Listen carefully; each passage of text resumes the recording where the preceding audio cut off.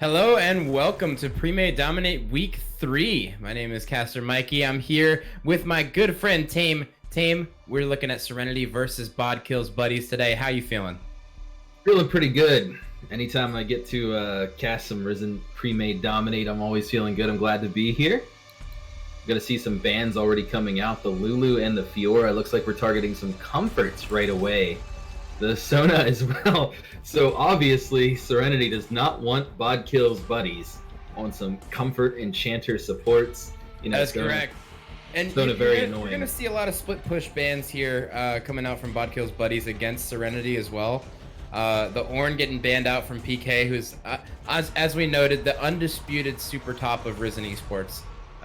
It is what it is. It's a title that I didn't give him. It was bestowed upon him. So just keep that in mind, guys.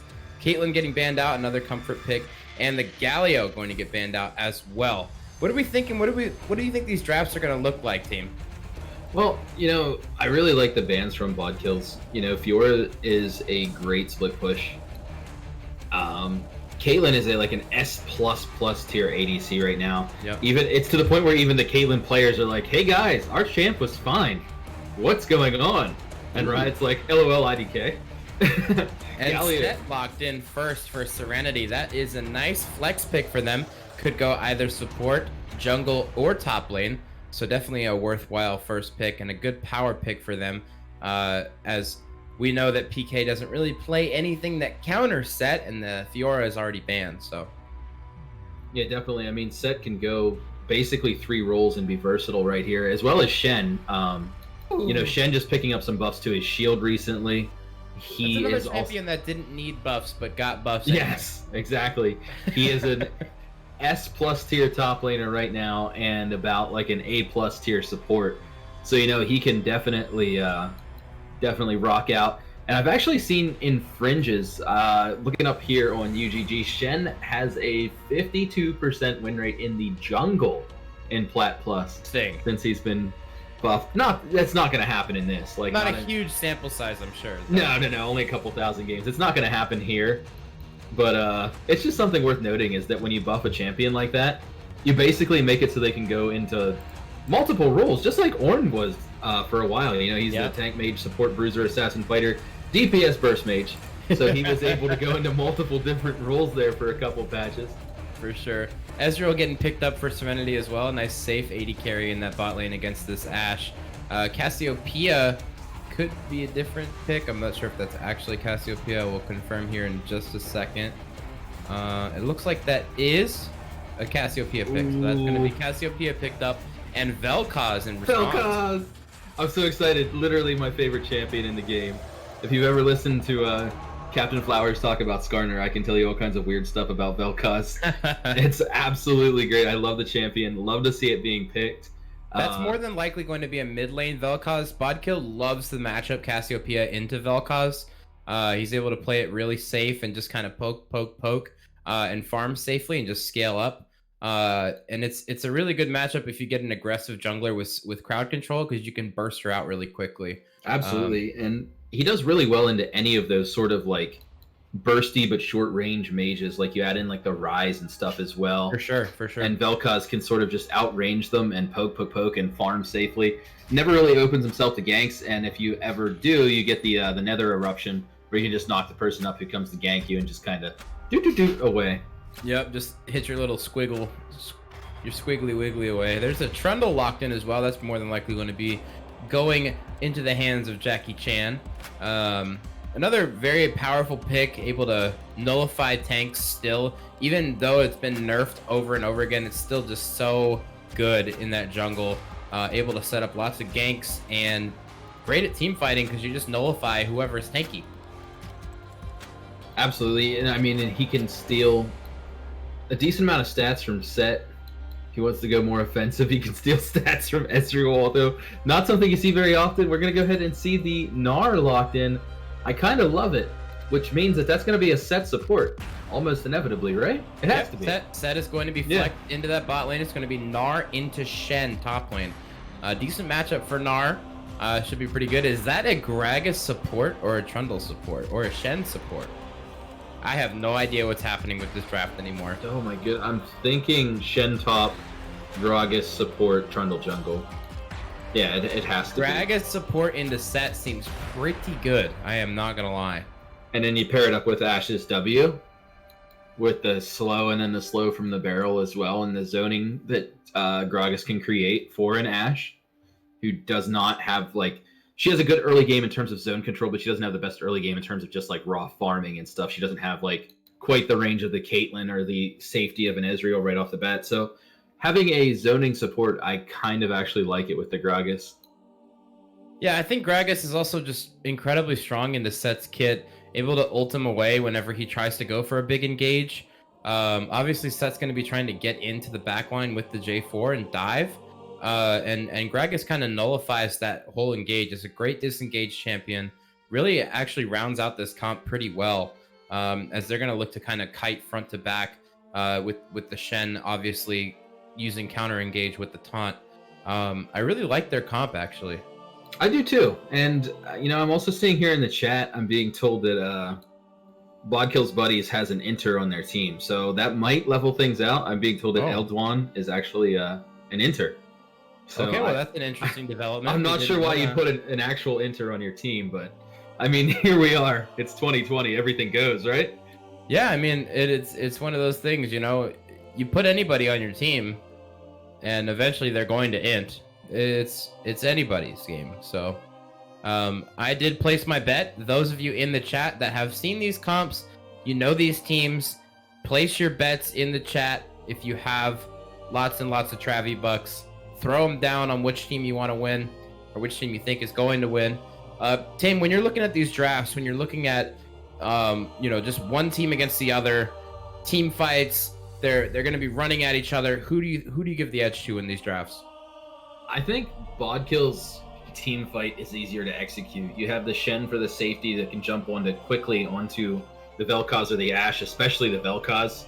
If he can peel, that's amazing because Vel'Koz can just sit back and press R.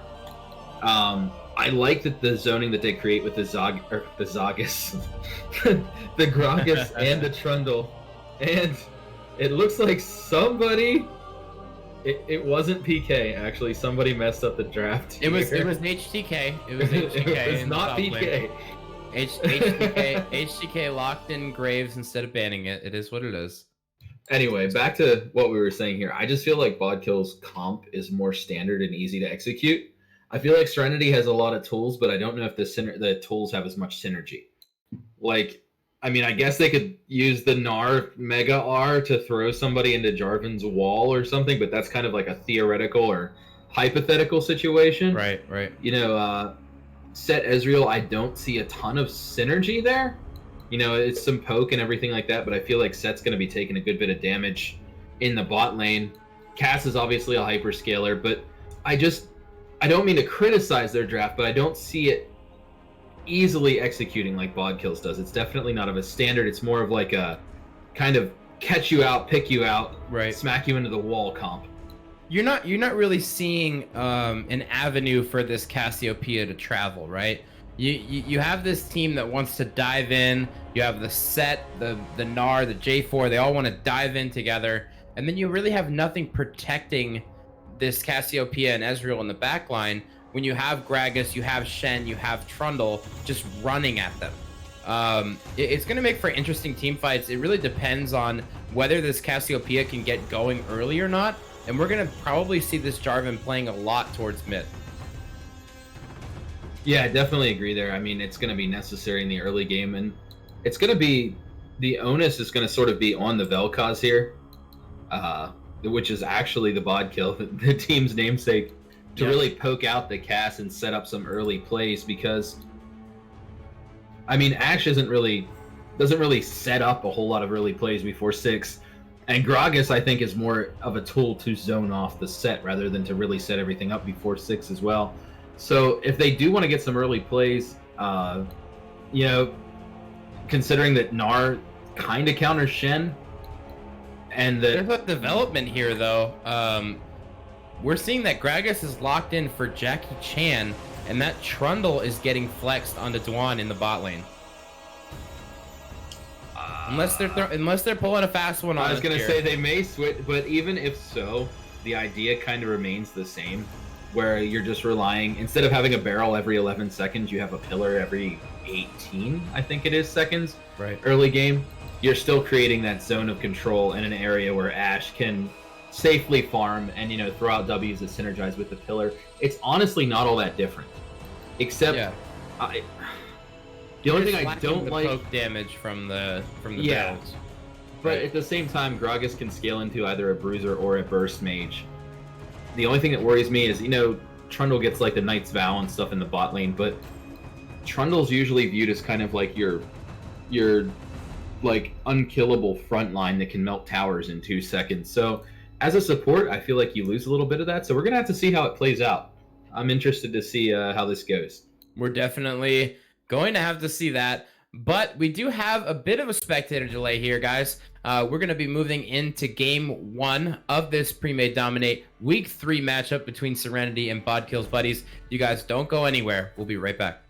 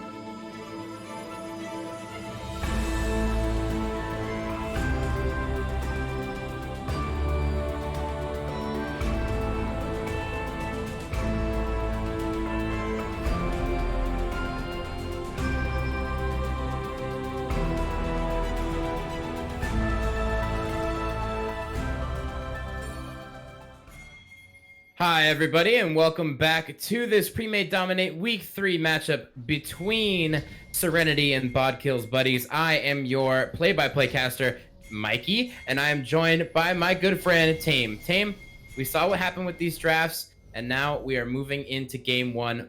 How we feeling? Feeling pretty good. Right off the bat, I'm noticing the Cassiopeia has Cleanse. Obviously not for the Vel'Koz. I think they're not looking to get like Ash Arrowed or Shed Taunted. Yeah. Once you move into the late game, there's a lot of pick potential in that comp with the Ash Arrow. So maybe just some. Oh, this Vel'Koz doesn't have kill pressure. Disrespect. Yeah. Otherwise, looking across the board, you can see running the Phase Rush on the set support, which is, Phase Rush has just become kind of good on everything. I don't know if you guys saw the new Skarner guide that Captain Flowers put out recently, but he even said it too. He's like, whatever you're running, just run Phase Rush and Nimbus Cloak. He's like, you almost can't go wrong. It's good on just about everything. Yeah, it's very true. It's not a balanced rune at all. And Nimbus Cloak is one of those things where you can just run it Mach 30 at anybody after casting a summoner spell. So you can't go wrong. It's one of those things. But we are looking at some standard starts here. Both junglers electing to start red buff. Gragas on the top side, J4 on the bot side. Looks like my predictions so far are going pretty well. You got the Gragas playing to the bot side, and you want J4 playing towards mid. So we're looking pretty good. Yeah, little shout out there to the new J4 skin as well. I actually haven't seen it in game lately because it feels like outside of organized fives, J4 isn't even. He really fell out of prominence lately, despite not really receiving any changes. It's one of those champions that just sort of like works his way in and out of the meta as he sees fit. Yeah. Well, when you look at, like, solo queue games are not the same as competitive by any stretch of the imagination, and solo queue is very solo dependent these days. You're not really playing for your team anymore. So J4 has kind of fallen out of prominence in that regard, but always been a prevalent pick here in the competitive fives, especially when you move up towards the diamond level and through it. We see some trading happening in the bot lane. Ash and Trundle with a good bit of prio here. And as we expect, Gnar in the top lane too. We haven't seen any cam go up there yet, but Gnar has a little bit of an early CS lead, which you kind of expect against the Shen. The real thing for Shen is just to basically play that safe and not get poked so low that you open yourself up to jungle vulnerability there. Yeah, and how are we feeling about this this Guardian on the Trundle? Are you did we take note of that yet? I'm about it as a support. It works. It kind of synergizes better than you would think, and Guardian's actually a pretty solid rune right now. But I mean, you're kind of just expecting your Trundle support. I assume he's going to rush a Night Spell. Oh, flash in by Set looking for something here. Going to drop the Ignite onto Rami, trying to get the Phase Rush, going to get the true damage out from the Haymaker, and that's going to be that. Rami having to burn that exhaust there in the bot lane, so 2 sums for 1. Clancy does have that Hex Flash to maybe make something happen again, but pretty good summoner trade there in the bot lane. It's really nice to see down there too, in hindsight. Elduan. Oh my goodness, here we go. Clancy going to stun up the Trundle, and there's the damage. Here comes the Haymaker, and first blood going over to Clancy. Meanwhile, Jackie Chan walking down, trying to make something happen. We're going to look top for a trade for some reason, and here comes Jackie Chan. Jackie Chan looking for Clancy, knowing he has no flash. Rami looking as well. Rami is pretty low here, going to have to back up, and it looks like Jackie Chan's going to go in on Clancy. Clancy's going to drop the Haymaker. They're trying to damage out Jackie Chan. He's going to flash in, getting the damage out. Clancy going to fall to Rami. Rami gets the mana back. And here comes I'm Javi looking for the kill, going to flash in, pick up the kill onto Rami. Here comes the Bodkill on the teleport, going to look for Majestic Kiwi, not going to find him. I'm Javi, no flash, going to fall as well. The Bodkill picking up a kill for himself after that. What? This is escalated very quickly. Or 6 flashes, excuse me. I have now been expended in the bot lane. Everybody can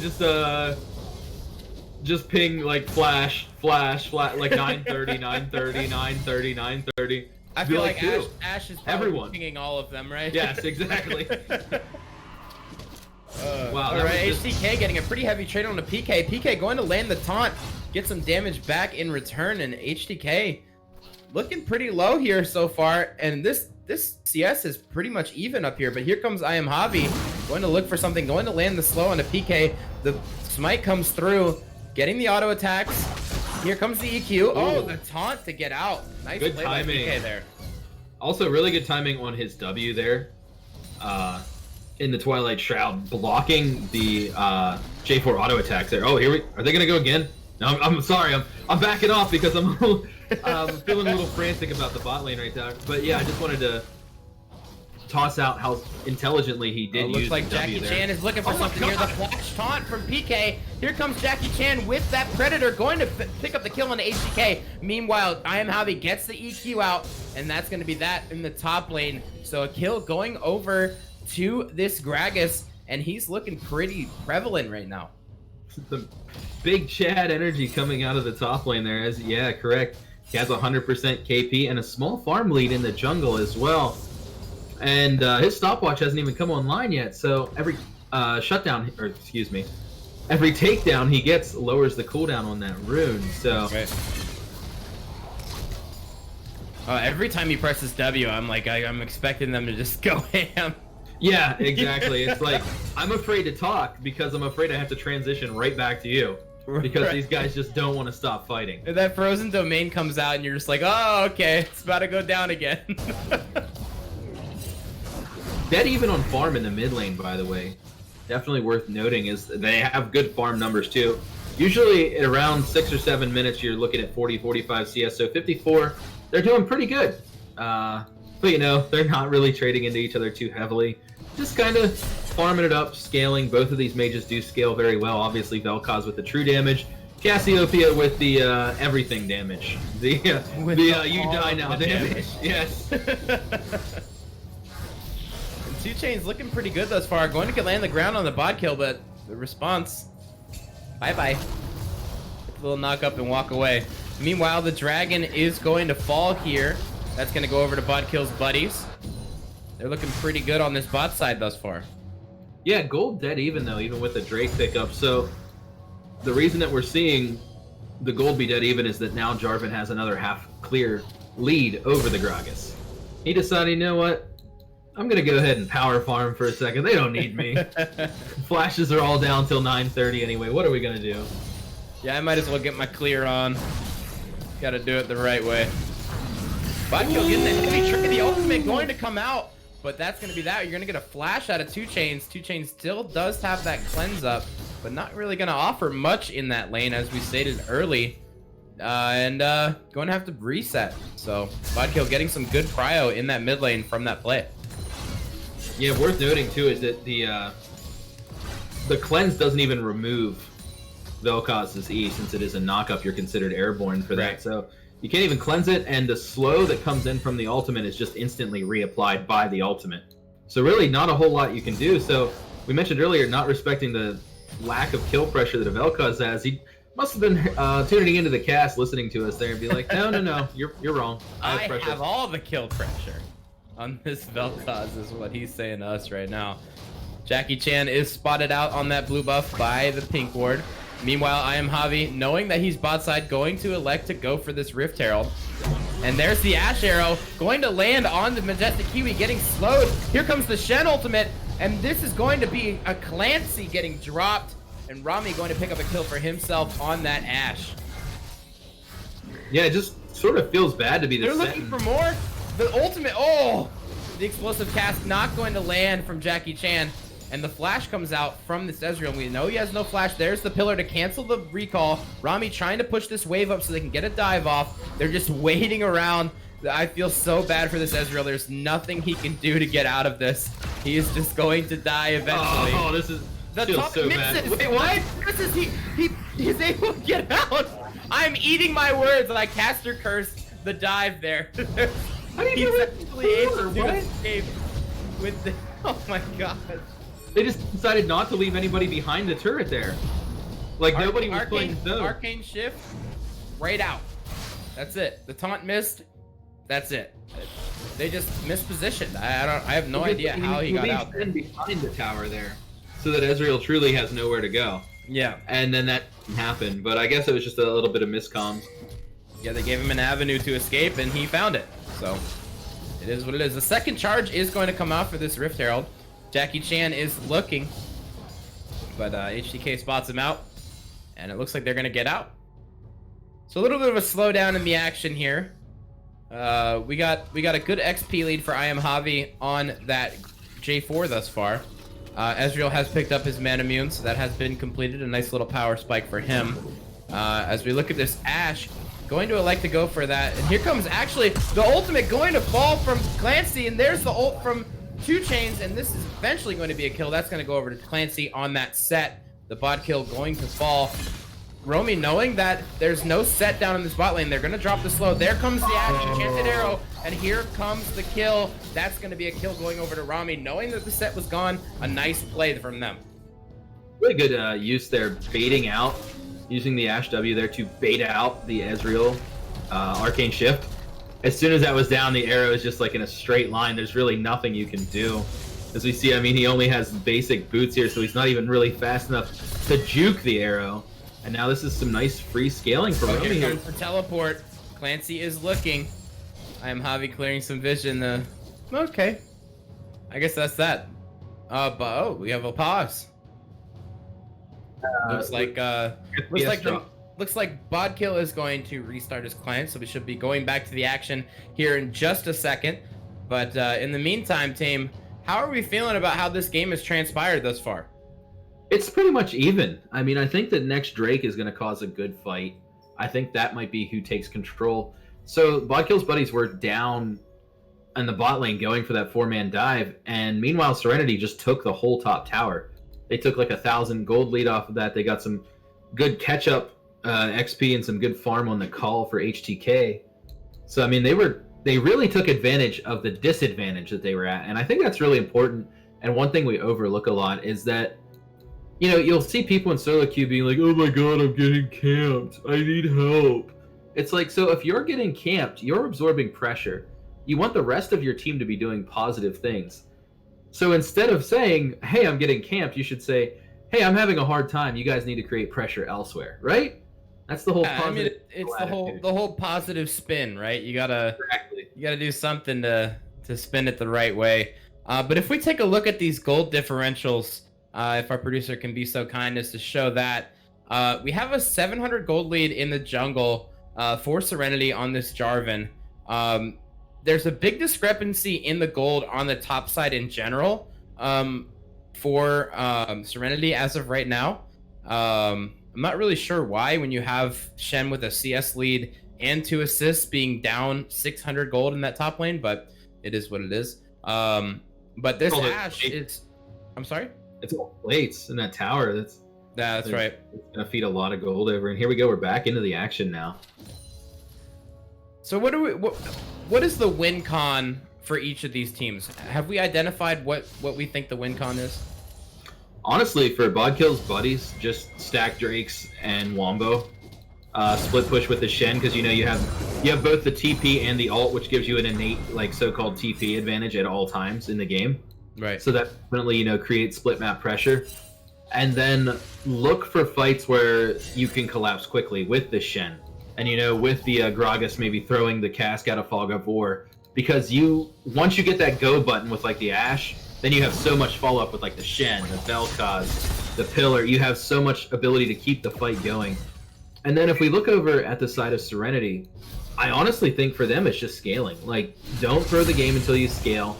Everybody on their team scales fairly well, except for J4. You know, you have that denial button with the ult, and here we go. It looks like they're looking on the 2 chains here. The body slam is going to land. He's going to get the cleanse out to get the slow, but no. Duan is going to pick up the kill for himself. Clancy here in the back line going to drop. The haymaker's going to land as well, but that's going to be that. He's going to fall over to Jackie Chan, and they're going to look to turn onto this dragon, and it looks like it's going to be secured. I Am Javi looking for the steal here. Probably not going to go for this. Yeah, it looks like they're just gonna concede and try to poke out. Actually, uh-oh. here comes Javi. He's looking for the steal. Oh, he does not get it. The EQ, the ultimate going to drop. He's trying to get out. Here comes the Vel'Koz, though. Rami trying to chase this out, going to throw the hawk shot to get vision, and that's going to be the dragon going over to Bodkill's buddies. Some little trade wars going on in the top here. I would just like to say, in my personal opinion, I think that basically diving in like that is wholly unworth it for the second Drake when you're only down 1-0. Especially when you have a gold lead, because now that gold lead is even right back up. They gave a bunch of kills over. I think you seed that one and back off, right? Yeah, you have to. I mean, it's not that big of a deal. It's just a Cloud Drake, which we know, sets up the rift for the Mountain Soul. So it's not that big of a deal because, you're figuring that if it goes your way, then you could just stack 4 mountains, right? Exactly. So I don't know. I think it was a poor choice. I think it was a little bit of a desperate call there. But I think teams in general need to not be so afraid of losing like the first or second trade. Yeah, don't play like Ord SKT where you just give the entire 15 minutes of the map up. But you don't have to do that, man. Yeah, it was it's one of those things, I was always told by the coach of my team, the first 2 dragons are the least important objectives throughout the entire game.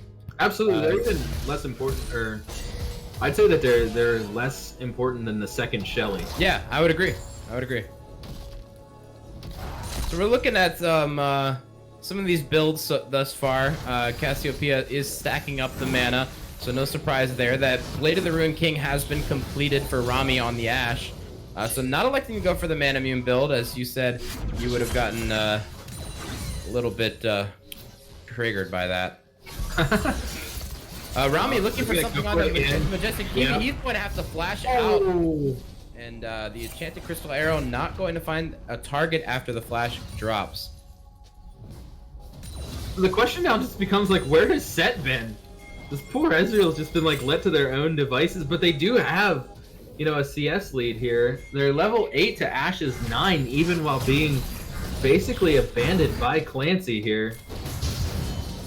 PK looking for something on the HTK, but in the meantime, I'm Javi going to drop the ultimate on the double stun from 2 Chains. Is he going to pick up a kill? Yes, 1 for 1 in that mid lane. HTK trying to go mega. In the meantime, bot lane is going to be fighting as well. 2 Chains and Bodkill going back and forth. PK going to flash forward, going to pick up the kill on the 2 Chains, and a nice Shen ultimate there. A little quick grab with the Tiamat there, too. A little cheeky there by PK. I like to see it. The Shen's becoming pretty effective at this point in the game. They have basically, you'll see people joke, but that's like the completed Shen build. The Tiamat and the Bombies, he's ready to split, baby. He's going to look for the taunt, not going to find the target onto HTK. HTK trading back into PK. This is kind of a wet noodle fight, as it's been all game. PK going to block, more blocking. Gets the stun, though. Throws the ultimate down. He's going to flash, but he misses the Q. Gets stunted out, and he's going to get a double stun. No, he actually picks up the kill on the PK. The flash forward by Jackie Chan. Jackie Chan trying to pick up this kill on HTK. There's the flash. Wait, what? No! Able to pick up a double kill. HTK in the 2v1 in the top lane. We need so many question mark pings right now. That was it. There were so many misplays, and it just like Gnar should have been dead at like 6 different points during that fight, but it just kept going, and it kept happening. I really didn't see the double. I thought the 1 for 1, and I was like, all right, I'll accept it even though it's poor. And then the 2 for 0 just comes out. He's gotta be feeling good right now. Gotta be feeling great. That fleet footwork really coming in the clutch there and get the healing out for him. That was very well played by him. Meanwhile, Dwan baiting me once again. The Enchanted Crystal Arrow not gonna find anybody. Rami down in ultimate now for the next roughly minute and a half on that Ashe ultimate. So we're looking for some good stuff. Dwan going to drop the W again and bait me some more into thinking that he's going to do something, and instead just throwing the pillar out to kind of taunt him. The hawkshot does spot out I am Javi. I'm Javi going to have to EQ to safety, and Maybe we'll get a lull in the action here so that Tame can actually speak. Tame? That's quite alright. I'm just kind of thinking to myself, isn't it weird that with Jarvan, everyone just calls it flag and drag or EQ? Like, it's like people don't even know it's called like Dragon Strike and Demacian Standard. Can you imagine if people use that? So much shorter. He's going to land the Dragon Strike. The Dragon Strike onto his Demacian Standard.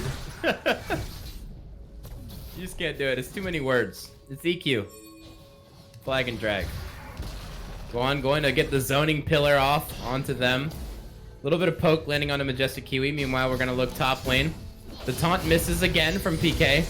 Some more poke on the Majestic Kiwi, but that red buff is going to give him a little bit of extra regen. Channeling the recall now. They are just kind of dancing around this dragon. Clancy going to be able to clear that pink ward. Dwan looking for something here. Here comes the teleport. The Enchanted Crystal Arrow is going to miss. Here comes Majestic Kiwi, though. Here comes another teleport from H2K. He's going to get slowed. Here comes Clancy. The Haymaker going to land. Meanwhile, Javi going to get the ultimate drop. Here comes HTK. HTK trying to get something out, but here comes the Vel'Koz. There's a giant ultimate from Set there. Set not going to be able to survive, though. He's going to drop as well. Bodkill, in the meantime, throwing out massive damage. Rami chasing down 2 Chains. 2 Chains. Jackie Chan picking up the kill onto Majestic Kiwi. 2 Chains trying to get out. He is so low. Rami still chasing this out. He's going to land the volley. Oh, and the Q just barely misses from the Bodkill. And they might just leave it as is. Rami's still trying to chase that out. No, he's going for the wave. And in the meantime, the dragon is going to fall for Bodkill's buddies. And that is another team fight won by Bodkill's buddies. And this gold is still dead even. Going for the 3-for-1 there, and they're now on Soul Point, which creates a really sort of trepidatious situation here for Serenity. I mean, they're forced to fight the next one, and they basically have been losing the team fights pretty big. So the gold diff right here, I think, doesn't matter as much when you're... the fact that they're still even doesn't really matter as much when you're down 3 Drakes to 0 as much as it did 2 Drakes to 0. And, you know, they're obviously going to start pushing their advantage here and getting their own lead like they just did there. I'd like to see PK be able to get out of the top lane, maybe split a different side lane as he is now, because that forces Gnar to sort of be more mobile and get around the map, which allows them to create more pressure points. Yeah, it's going to be interesting to see how they play this out. Again, there's only a 400 gold lead, even though they're up 3 dragons. They're dead even on towers, and you have pretty much a CS lead across the board. On the side of Serenity as of right now, apart from that mid lane. Ronnie looking for something onto HTK. HTK going to get body slammed up. Rami going to dodge the stun, and this is going to be a kill going over to him. He is unstoppable on this Ashe. I feel like, isn't the right play there just to finish the tower if you're the Gnar? Like, if you're going to die anyway, you just finish that tower there, right? I would think, yeah. Yeah, I feel like that was a bit of a misplay there. Looks like we might have a collapse in the mid, though. Clancy going to try and get the stun out. The Facebreaker is going to land, but he's going to fall. Elduan going to flash in. He's going to get ulted on by the J4, trying to get that. He's still alive somehow. Still alive. Rami going to dodge the stun. Wow, what a play by him. And Jackie Chan picking up that kill onto Cassiopeia. Meanwhile, they are going to be looking over to this Baron.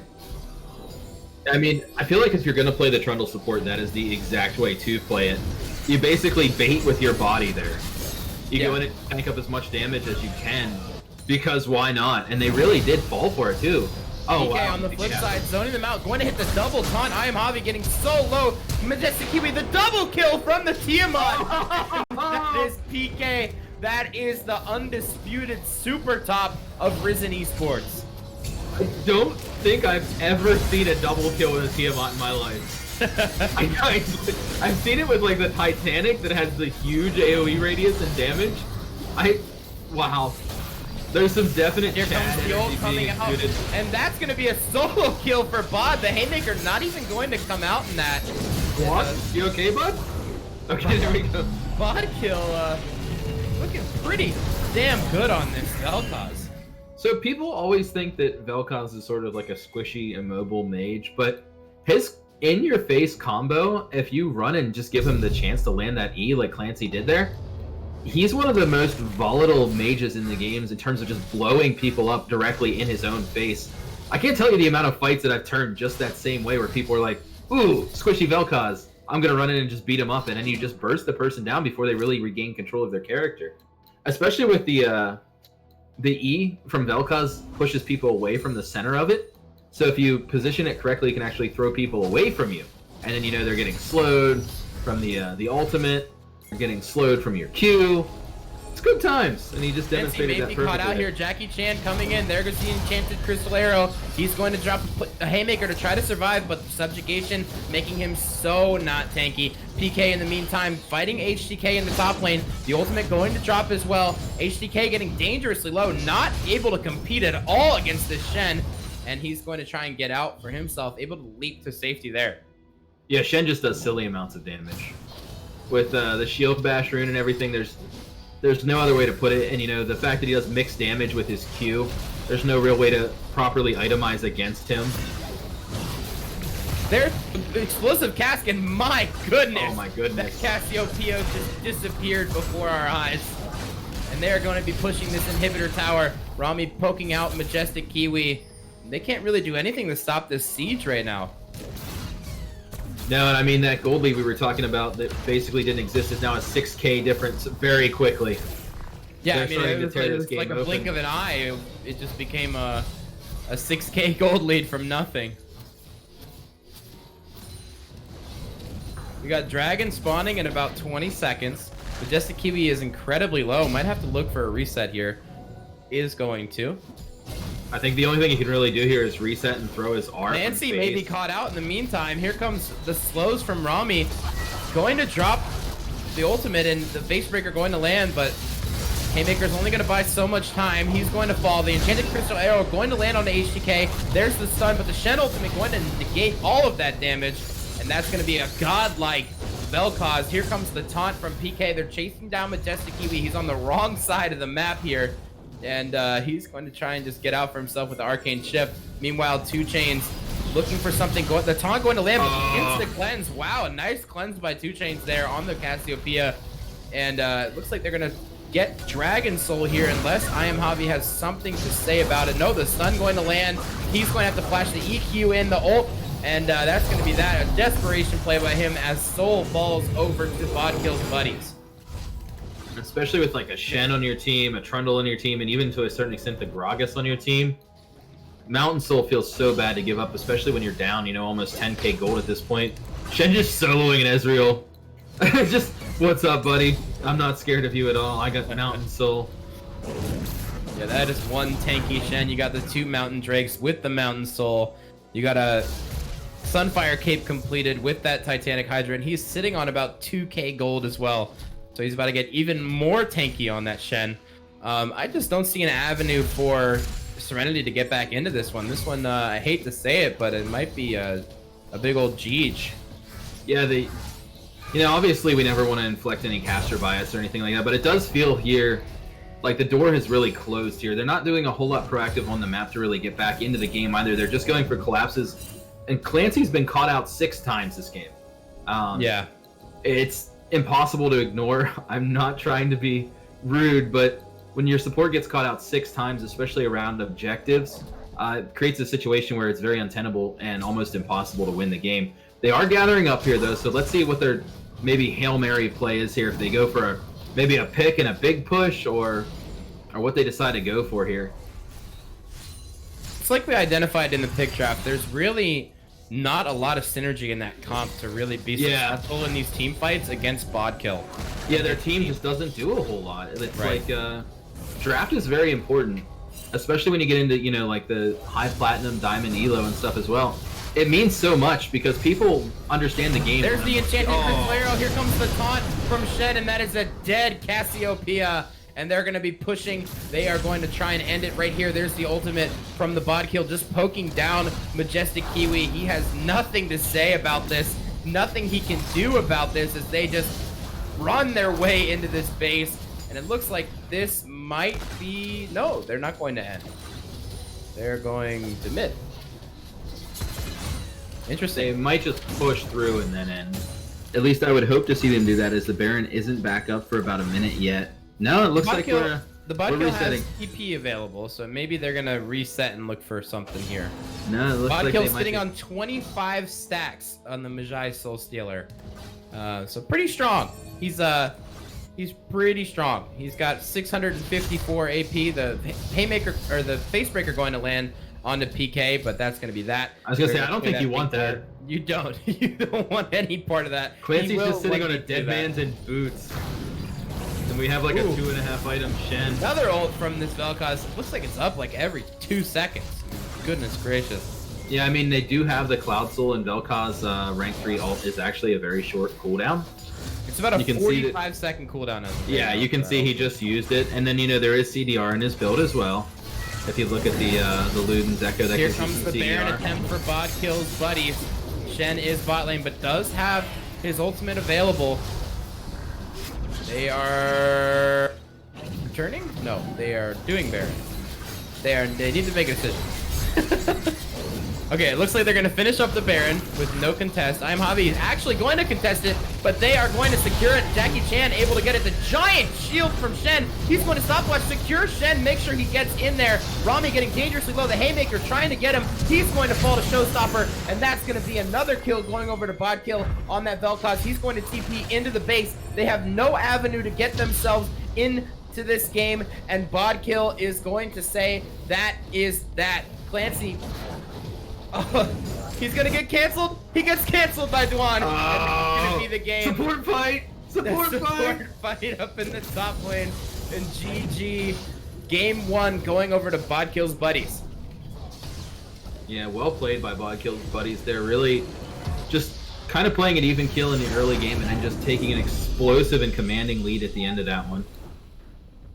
It was dead even for, I want to say, 15 to 17 minutes, and then all of a sudden we blink our eyes and it's a 6k gold lead for Bodkill's buddies.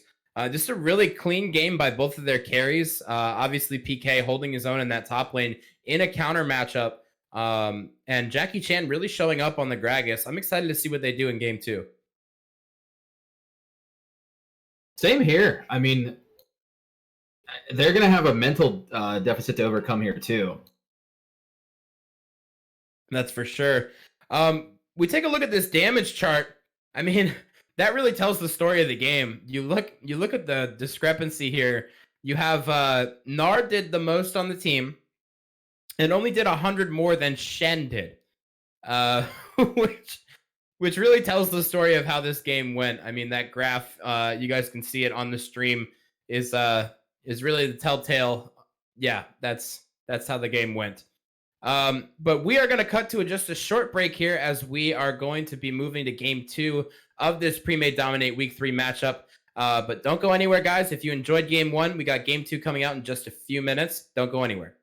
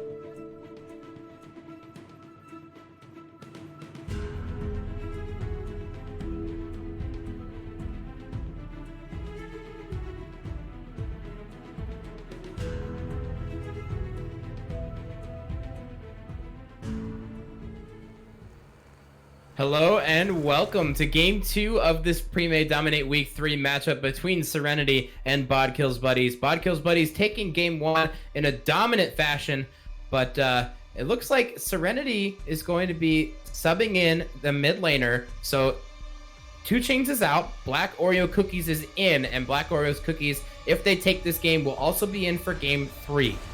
Tame, how we feeling about this game, and how we feeling about the change? Well, I mean, without saying too much, it can't really go worse in the mid. I don't think that it was poor from the player. I think it was more like poor decision-making drafting the Casio last game. So we'll have to see how Black Oreo Cookies handles this. From now on, I'm just going to call him Oreo because that is an entire mouthful of player name. Oh, correct. They're just going to be Oreo for me. Like, we get those players that are named like LLII1I, and they're just, nah, you're barcode. Yep, barcode. Killing it right now.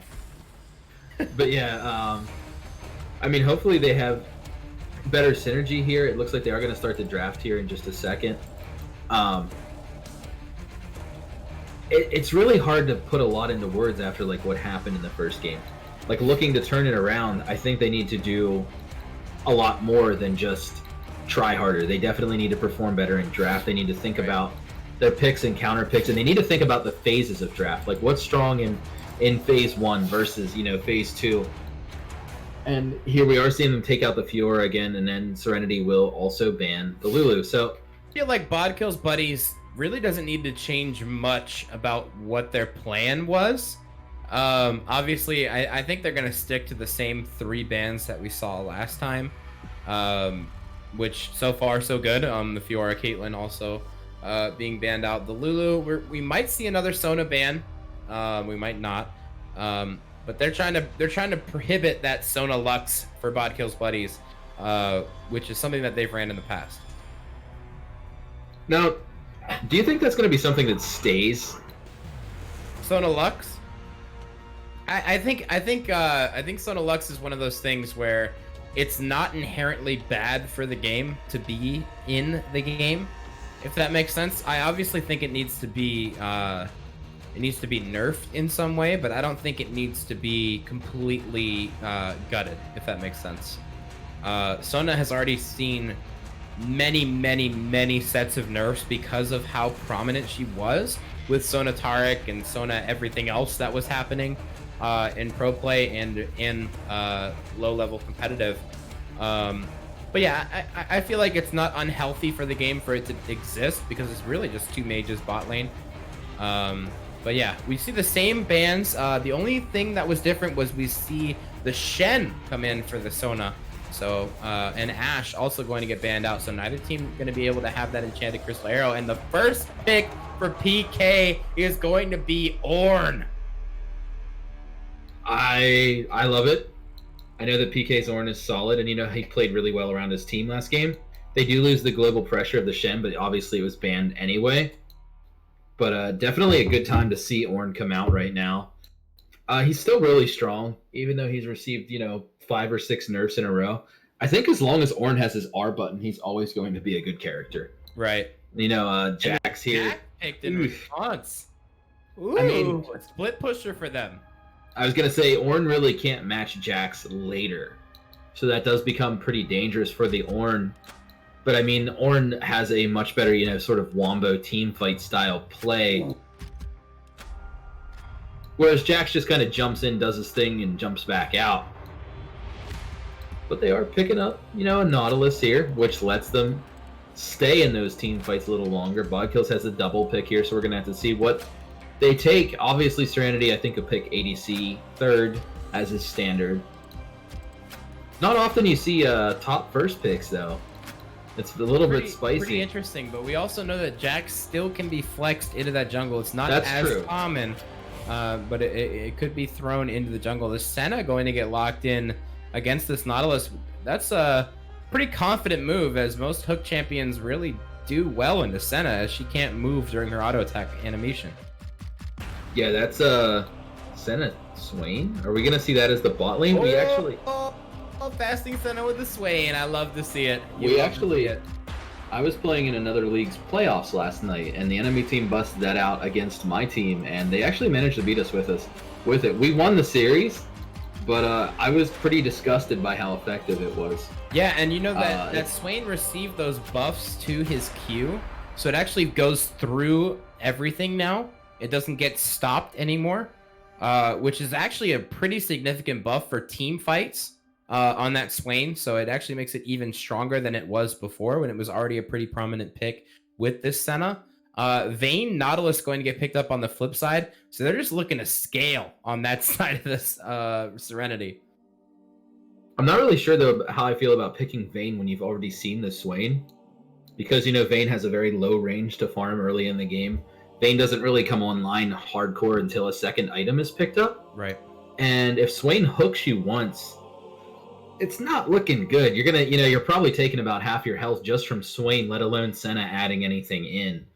So they're gonna have to play this bot lane very, very safe. They're gonna have Nautilus doing a lot of body blocking here, which, as you mentioned with Swain's Q, you really can't body block anymore. You can tank up some of the damage, but, you know, the hook goes through as well. So I'm a little bit fearful for their bot lane. I don't know if they're really respecting what Bodkills is doing here, or maybe they assume it's going to be a Swain mid. Not everybody, like, this Senna Swain thing is basically like a patch old. So not everybody might be up on how it works or how recent it is. But I hope for their sake they understand how the lane does work. Yeah, it's going to be pretty oppressive for that Vayne.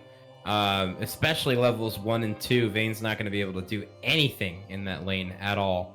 We'll see what they like to pick here. It's going to be a LeBlanc locked in for them. Meanwhile, Serenity locking in that Trundle. So that's probably going to go in the jungle over to I Am Javi. After a pretty lackluster performance on that J4. We'll see if he's able to do anything with this Trundle. Obviously going to negate a lot of the tankiness from Ornn with that subjugation. So it's going to be pretty interesting to see how this game plays out. Olaf locked in for Bodkill's buddies as well, so pretty solid comp for them on this game too. Yeah, they have a lot of target access and a lot of decently scaling picks as well. The one thing I generally disagree with is that people say that Olaf doesn't scale. The Olaf scales pretty well in terms of damage. It's just that later on he tends to get blown up. But I think it is a little bit of a misconstrue when people say that Olaf doesn't scale. He's going to scale to the point where he chops you up in like 3 swings, but he's going to die before he can get that third swing off. We're going to see the Karma locked in for Serenity here, so interesting to see where they send everything. I assume Karma mid lane. Yeah, it has to be. Yep, it's going to be more than likely a Karma mid lane. And that's Karma into LeBlanc, which is really not a favorable matchup for Karma at all. They really picked absolutely 0 prio for this Trundle. It's going to be really hard for him to get activated when you have Olaf, who can invade at any point in time and just absolutely dumpster this Trundle with rotations coming out from each lane. Jax is not going to have prio early into Ornn. That bot lane will not have prio ever. So really the only person that can rotate is Karma. And even then it's such a not great early game champion to be roaming. That when you're met with something like a LeBlanc or you're met with something like Ornn, you're not going to win that 2v2 pretty much ever. So it's really rough. It's really rough. It is, but let's not understate that, you know, Karma can be a speedy girl. She can zoom around the map pretty well here. So the roam potential is definitely there, but I mean, roaming into darkness against the LeBlanc is also one of the scariest prospects into the game. I think out of all the champions I could think of off the top of my head, champions I don't want to roam into the dark against, LeBlanc and Talon. Like, both of them, if I can't see, I'm not going, man. I'm like, no, Mom, Dad, turn the car around. We're going home. Yeah, it's gonna be a little rough. Olaf is gonna have a lot of early game presence, I would assume, on that top side of the map. Ornn is probably just gonna try and feed him kills onto this Jax and onto this Trundle. But it's gonna be interesting to see what happens in this bot lane, because if Vayne can get going, that's really their win con here, right? You have the Karma able to activate that Vayne. You have the Nautilus that can peel anybody off with point and click crowd control. So really the only threat to that Vayne as we move on later is going to be that LeBlanc and Olaf with his ultimate, obviously. But if the Vayne can get really fed, she's going to shred through that Olaf, so it's not really a huge threat. I don't really like the comp from Serenity. I definitely prefer the comp from Bodkill's buddies. But what are you thinking, Tame? When you look at these drafts, who are you giving the edge to? I mean, obviously, I feel like for team fighting, womboing, and even laning, I think Bodkills has a better comp. But I think Serenity does have a strong win con in how much protection they can put around the Vayne. The thing that worries me is that last game, Romy outplayed really hard in the bot lane. So Serenity's going to need their ADC to step up big time here. But if they do, I mean, you think about it, you have a Nautilus hook, you have a Nautilus R, you have a Trundle pillar, you have Karma mantras, you have even Jax, who's just a constant threat. Protecting a Vayne, and that is a pretty strong get down Mr. President comp. However, the other thing that worries me even about that is that you have the range of Senna, you have the range of LeBlanc later on, and Vayne, even though they become more mobile, they don't become longer ranged. So, you know, you're always worried about whether the Vayne can stay on people without getting, you know, counter blown up or just get Ornard off. Because if you just throw an Ornar and knock the Vayne away and everybody kind of disengages, Vayne's ult's going to be over pretty quickly and there's not a whole lot they can do. So I think that Bodkill has a better draft overall because Serenity's win con, from what we can see in draft, is very narrow. But I think that Serenity has more tools this game than they did last game. Like, I think that their comp makes more sense. So I do think that they've shored up draft a little bit here. And we're going to have to see if Majestic Kiwi can 1v9 here. Yeah, it's going to be interesting to see. But we are going to cut to just a short break for spectator delay. Guys, we will be right back with Game 2 of this Premade Dominate Week 3 matchup. Don't go anywhere.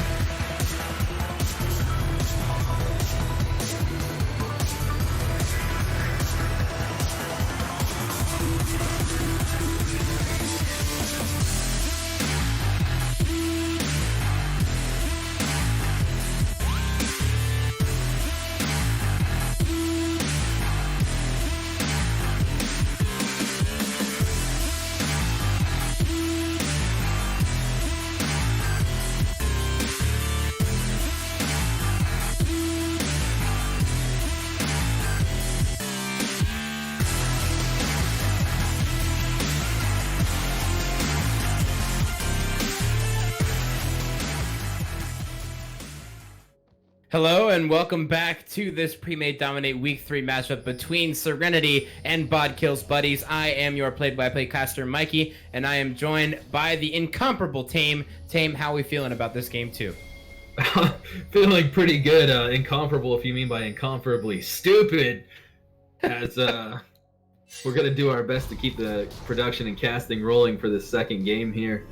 Seeing PK bust out the Ornn, we're gonna have to see how he can rock it out. Looking across the board, one thing that sticks out to me immediately: double glacial bot lane for Bodkill's buddies. Yeah, it's going to be interesting to see how they itemize with that bot lane. Obviously, we're going to see some of the GLP coming out for the Swain, maybe some spooky ghosts. Obviously, the Senna doesn't really itemize to utilize that apart from the auto attacks and the Q. But it's going to be pretty oppressive for this Vayne, especially as they move into the mid game. Already taking out a ward, they're kind of establishing some dominance. Also worth mentioning here is that I Am Javi does not have the standard Trundle phase rush build, opting instead for the press the attack, which makes me think that they're going to be going for a lot more early game ganks. Generally that's kind of a tell, but it's so telling that it actually makes you change the way you play the game. So if Bodkill's is looking at the early runes here, they're going to know to stay back because, you know, PTA Trundle says, I'm going to be in your lane, whereas Phase Rush Trundle says, I'm going to be scaling and stealing your stats and dancing around you in team fights. Yeah, right. Phase Rush is definitely the favored rune lately. Checking out his stats here, it looks like Phase Rush has taken almost 70% of the time on Trundle now. Clancy going to land the hook onto Rami. Some good poke coming out from them. The PTA proc going to land as well, but Rami does have that sustain from the Q on this Senna. A little bit of slows going on to Clancy there, but good amount of damage going on to Rami there. Absolutely. I've always thought it was personally, just to consider this a small rant, I've always thought it was personally a little bit crazy that Senna's Q heals her as well. Ooh, PK with the cheeky knock up there. Going to get the time warp tonic going. Is Senna shooting herself with the gun?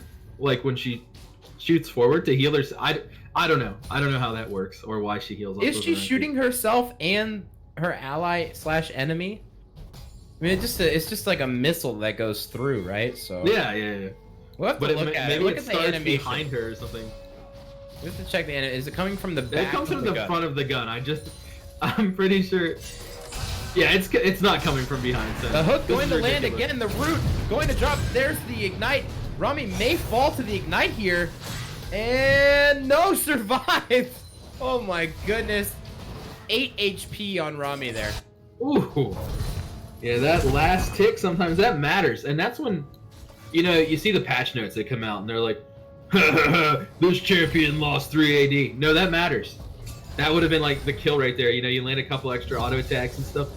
Oh, another hook from Clancy. Clancy looking good on this Nautilus thus far. The stun going to fall, but Majestic Kiwi is ignited, going to get chased out. Here comes Jackie Chan, though, with the gank. Jackie Chan trying to chase out Clancy, but he's getting slowed from the Nautilus, and that's going to be that. So a good amount of damage. Some summoners coming out. Both summoners from Majestic Kiwi. The root going to come from Bodkill here. Here's the great pillar from I Am Javi. The flash forward from I Am Javi going to secure the kill as they get Bodkill's flash in exchange. And there it is. I mean, the early PTA Trundle is doing just as I had guessed there. They're going to be focusing more on the lane ganking than the power farming here. So that's a good pickup for them. Already up 600 gold in this early game. Looks like we're going to have kind of a deja vu of the bot lane there where they kind of go like bot lane fiesta. Oh, that is a bad place to back. Swan getting taken to the condemn into the tower to secure the kill for Majestic Kiwi on this Vayne. Rami in the meantime trying to poke them out with some auto attacks, get some free poke souls, and that's going to be that. HDK trading in PK's wave. Says, I do not care about these minions. I have my E, and it's going to be a good trade for him up there. So the dude in the chat that called Ledouan as an enter early on, I think they may have had some merit to what they said. That choice of place to back was just poor. There's no defensing it, no matter how you say it. That was just a poor place to back. Oh! Some huge damage coming out from PK. Jackie Chan is here. There's the flash from HDK, but he's not going to escape the Axeman, and that's going to be a kill going over to its PK. Yeah, I mean, that was a really well played there, forcing the flash before throwing the axe and following up. Olaf really just kind of runs you down, especially in the early game when you don't have all your kit online, you don't have your tools. Oh, trade in the mid. Going to be a huge damage coming out from the Bodkill onto Black Oreo Cookies. Here comes Dwan, going to drop the W to get the slow. Is it going to be enough though? Bodkill, oh, the Mantra W gets the bait, and Black Oreo Cookies kills the Bodkill. The bait with the Mantra W, able to take him out. Who's paying these players? I feel like we have a spy on the inside here. That was an extremely poor decision there from the Bodkill. I mean, yeah, Karma was low, but you don't have to force that. We're only 6 minutes into the game, my friend. And we are going to see a Drake coming up here soon, and it looks like it will go over to the side of Serenity. I can't imagine them really sending anyone down to contest, because they already have an 1,100 gold lead, now a 1,200 gold lead. Yeah, I mean, that's pretty big there, actually. A good pickup for them early. Oh, PK! PK? Going to get the ultimate down on the HTK, but that's going to be PK? just to disengage. PK, okay. As HTK just kind of runs away from that one. I feel like I could have just casted the whole thing there, even as play-by-play, just various, be like, PK? PK? PK? PK? PK? You kind like of the Korean casters who just scream Naisu at everything that happens. Oh, here we go. And here comes the root onto Clancy. Clancy getting dangerously low. He's going to eventually fall, but it gets the trade kill back. Dwan picking up that kill onto Clancy. And here comes Majestic Kiwi chasing down Dwan, going to get slowed out. Here comes the Karma, though. Here he goes. Black Oreo Cookie's going to get rooted. He's going to get slowed. And there's just here comes much a match. slows in this bot lane. Here comes the Bodkill. The Bodkill looking for something with this LeBlanc. Not going to land the chains. And that's going to be that. Here comes the Trundle on the top lane. Going to drop the subjugation onto PK. Gets the double knockup, however. He's getting chased down. Olaf coming so slowly. Is he going to make it in time? They're backing off. Is it going to be enough? No, here comes Jackie Chan with the axes, but able to kind of get them to disengage. So PK really well played there, but in the meantime, Bodkill looking for something on the I Am Hobby, does not have distortion up quite yet, is going to be able to secure this eventually. There it goes. Okay, Bodkill able to pick up the kill on the I Am Hobby. What another bloody massacre of an early game there. Shout out to PK, who is the undisputed super top of Brisbane Esports and never to be challenged in name, faith, or face, for being able to survive and get out of that one there. Really well played, even hitting the plant to slow the Trundle that was chasing him while simultaneously healing himself. 200 IQ play there, no doubt. Absolutely, that double knockup able to secure him enough time to get the Olaf to get over there. But this game is looking like a bit of a fiesta thus far. Yeah, I mean, it's not dissimilar from the first game, though. I mean, we look at this thing where the gold is almost dead even. The teams are playing in the same style with sort of the bot roam kind of... I don't want to call it a fiesta as much more as like a high-action game. And I mean, this is what we want, really, if we're watching or casting a game. Well, the root going to land on the vein, but Clancy doing so much damage. Here comes the ultimate on the backside from PK. PK trying to get back in, going to get the charge, but here comes I Am Javi, going to drop that subjugation onto him, but PK still alive, gets the unstoppable. Here comes the Olaf. The Olaf going to get so much here. PK picks up a kill for himself, and that is going to be Jackie Chan getting himself back into this game. Yeah, I mean, it's always a folly to dive and horn. He just has so much in his kit that can stop you or deny you, or just burst you with the brittle. If you dive and Ornn, he's gonna sound the horn, which is the old adage. Yes. So, I mean, it's definitely a risk, but look at HTK just wailing away on this tower here. You don't want to let a Jax... 2 plates. Yeah, you don't want to let a Jax ever have free lane like that. That's very risky. And Jackie Chan going to be securely farming his red buff. I'm glad that we are looking at this right now. It's an exciting turn of events, but we have a little bit of lull in the action. So let me ask you something, Tame.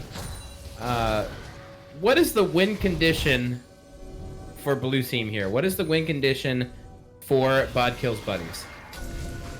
Turning the objectives around, grabbing, they're not giving up this Herald that's going on right now, and then taking the next Drake, scaling up.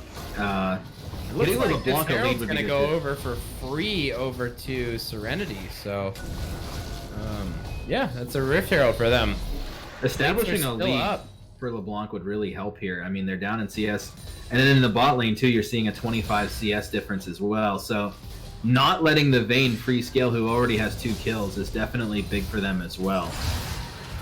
I'd like to see this Senna be a fasting Senna with a Swain farming. Might have done a little bit better for them, I think. Yeah, I mean, they can. Senna still has a decent amount of stacks at this point in the game. If we take a look down there, they are at. Oh no, they don't. They're only at 19 souls. That's not feeling good right now for that Senna. That's not very many. No, that's not. I think Thresh has more on his lantern just hanging out. Like the ones that aren't even trying to escape, the ones that are just like, it's not so bad in here. The ones that aren't Senna.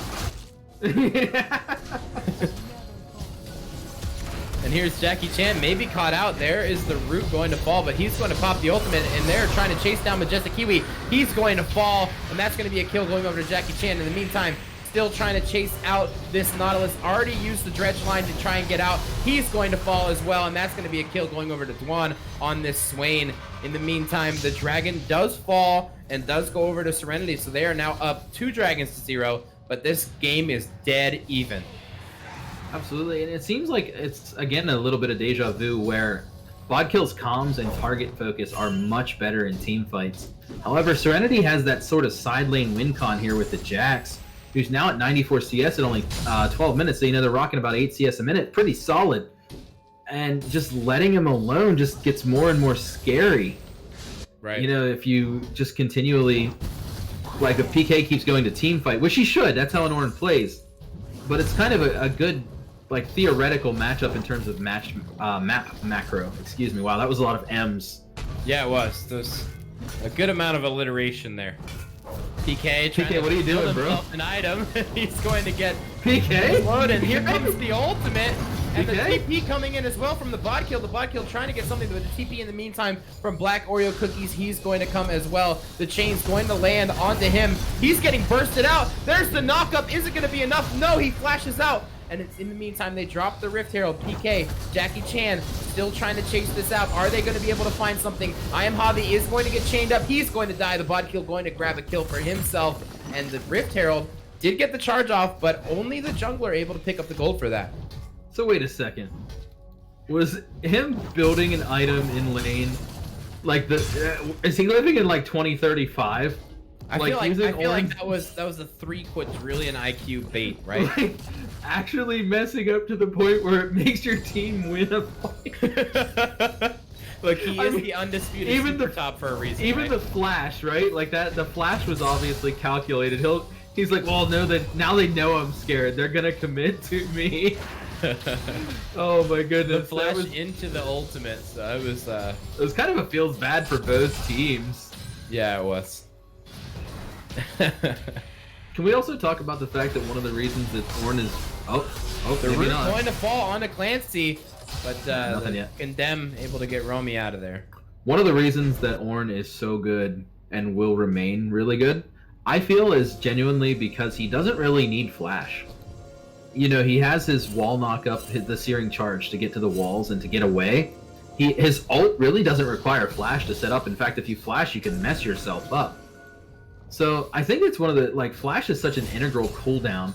And you even watch a lot of like LCS and high-level pro games where you'll see an Ornn picked, and I think that's got to be one of the big reasons too. He's not relying on anything but his kit. Maybe gonna find something out of Black Oreo Cookies. The ultimate going to come out from this Olaf. They're going to find it. In the meantime, bot lane is going to get these slows onto Majestic. Good hit. It's the ultimate going to come out from Romy, and that is going to be a kill going over to him on this Senna in the bot lane. Still a 30 CS deficit on that Senna. Senna does have exhaust up, sitting at 27 souls, so not very many at 15 minutes here in the game. But in the meantime, we see a fight breaking out in this at this tower. Bodkill looking for something, going to get hit by the dredge line. Jackie Chan in by himself. The subjugation able to pick up the kill onto that LeBlanc. In the meantime, top lane is fighting. PK trying to get something on the HTK. He's not going to. Is Clancy going to fall to that W? No, the dredge line. Oh, but the Q through the minion. And Romy picking up another kill for himself on that Senna. Yeah, I mean, action breaking out all across the map here, but so far everything is coming up. Bodkill's buddies. I mean, Bodkill didn't even have to die there. That was sort of like a stylistic choice. Sometimes you just have to flex it and say, I can dive with a mage. I don't have distortion up. I don't need it. My team's going to clean up for me, and honestly, they did. If your team's going to clean up for you, it doesn't really matter. Able to land the knock-up onto Black Oreo Cookies, but I think it's a little bit of a overzealous play there. He's dangerously loaded, dying, only has armor built so far, so he's not very tanky to Black Oreo Cookies at this stage of the game. However, it may have been intentional, as you do see the Bodkill coming back. He might have been trying to chum the water, so to speak. Be like, look over here. Come on, cuties. There's a weak Ornn over here. I'm not totally a big, going strong to land on a 200 IQ Majestic super Kiwi. top. They have so many slows in this bot lane, and that is going to be a kill for Dwan on this Swain. This bot lane really showing up at this stage of the game. Absolutely, and I mean, let's note that Vayne was 2-1-2 and is now 2-4-2.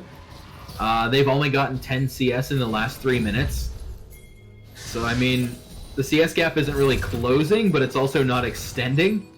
Which is a good thing. I mean, they're really shutting down the Vayne here, and I really don't think Serenity can contest this Drake. I think doing so is sort of a fool's errand. Dwan does not have the Swain ult, but he just has so many tools in his kit to deny them access to the pit and punish them if they do get close. And obviously you have Bodkill there flanking. They don't know that aside from the Bodkill.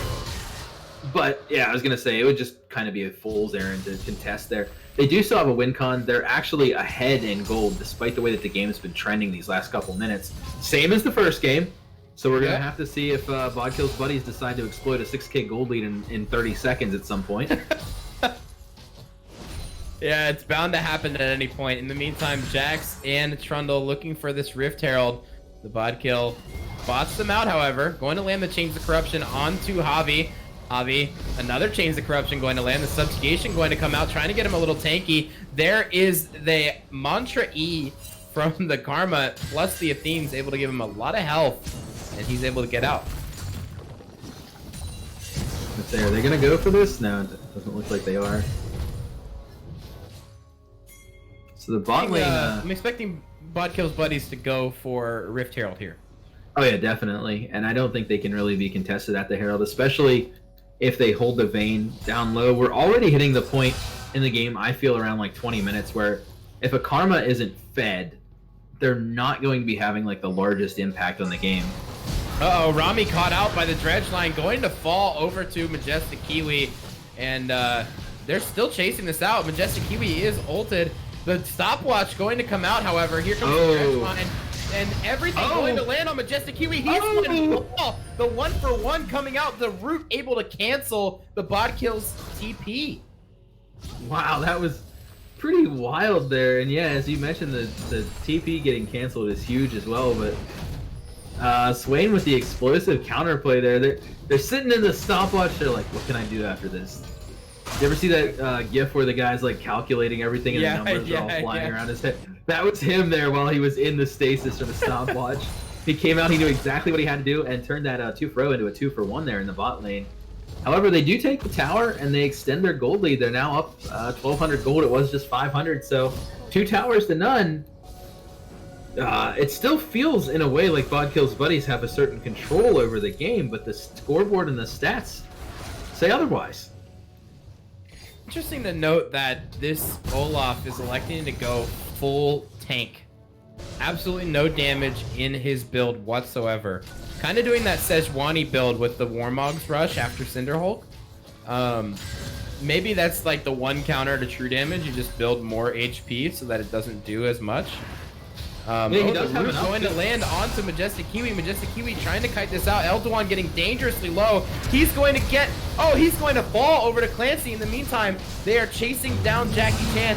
Here comes the Oran Horn, however, going to land onto Majestic Kiwi, but this Karma is giving them so much shielding, so much healing. There's the knockup from PK. PK picking up the kill. In the meantime, Bodkill landing the Chains of Corruption, not going to get anybody rooted. Jackie Chan still looking. Bodkill going to get the distortion onto Clancy. Here comes the Chains of Corruption, going to root him up. Jackie Chan still getting dangerously low. Here comes HDK on the TP, going to hit the stun on Jackie Chan. HDK still looking for it, going to hit the shutdown. In the meantime, PK messes up his E. He's going to get hit by the dredge line, and he's going to fall to Black Oreo Cookies. A massive fight for both teams there, as it just ends up being a 2-for-2. Yeah, I mean, that's a very, very extended fight. Lots of everything blown. Flash not up for anybody on the side of Bodkill's buddies. Whereas they do still have 3 flashes available on the side of Serenity, so that's... Ooh. Here comes Bodkill, the double distortion, able to get them off of that tower and not allow them to grow that tower lead anymore. We have Mountain Drake spawning in a little over a minute. Jax, no TP available. PK does have his TP. So if he wants to do something, he can maybe go into a side lane, draw the Jax over, and TP back into the Dragon. We'll see what transpires here, though, Tam. I'm feeling pretty good about this one so far.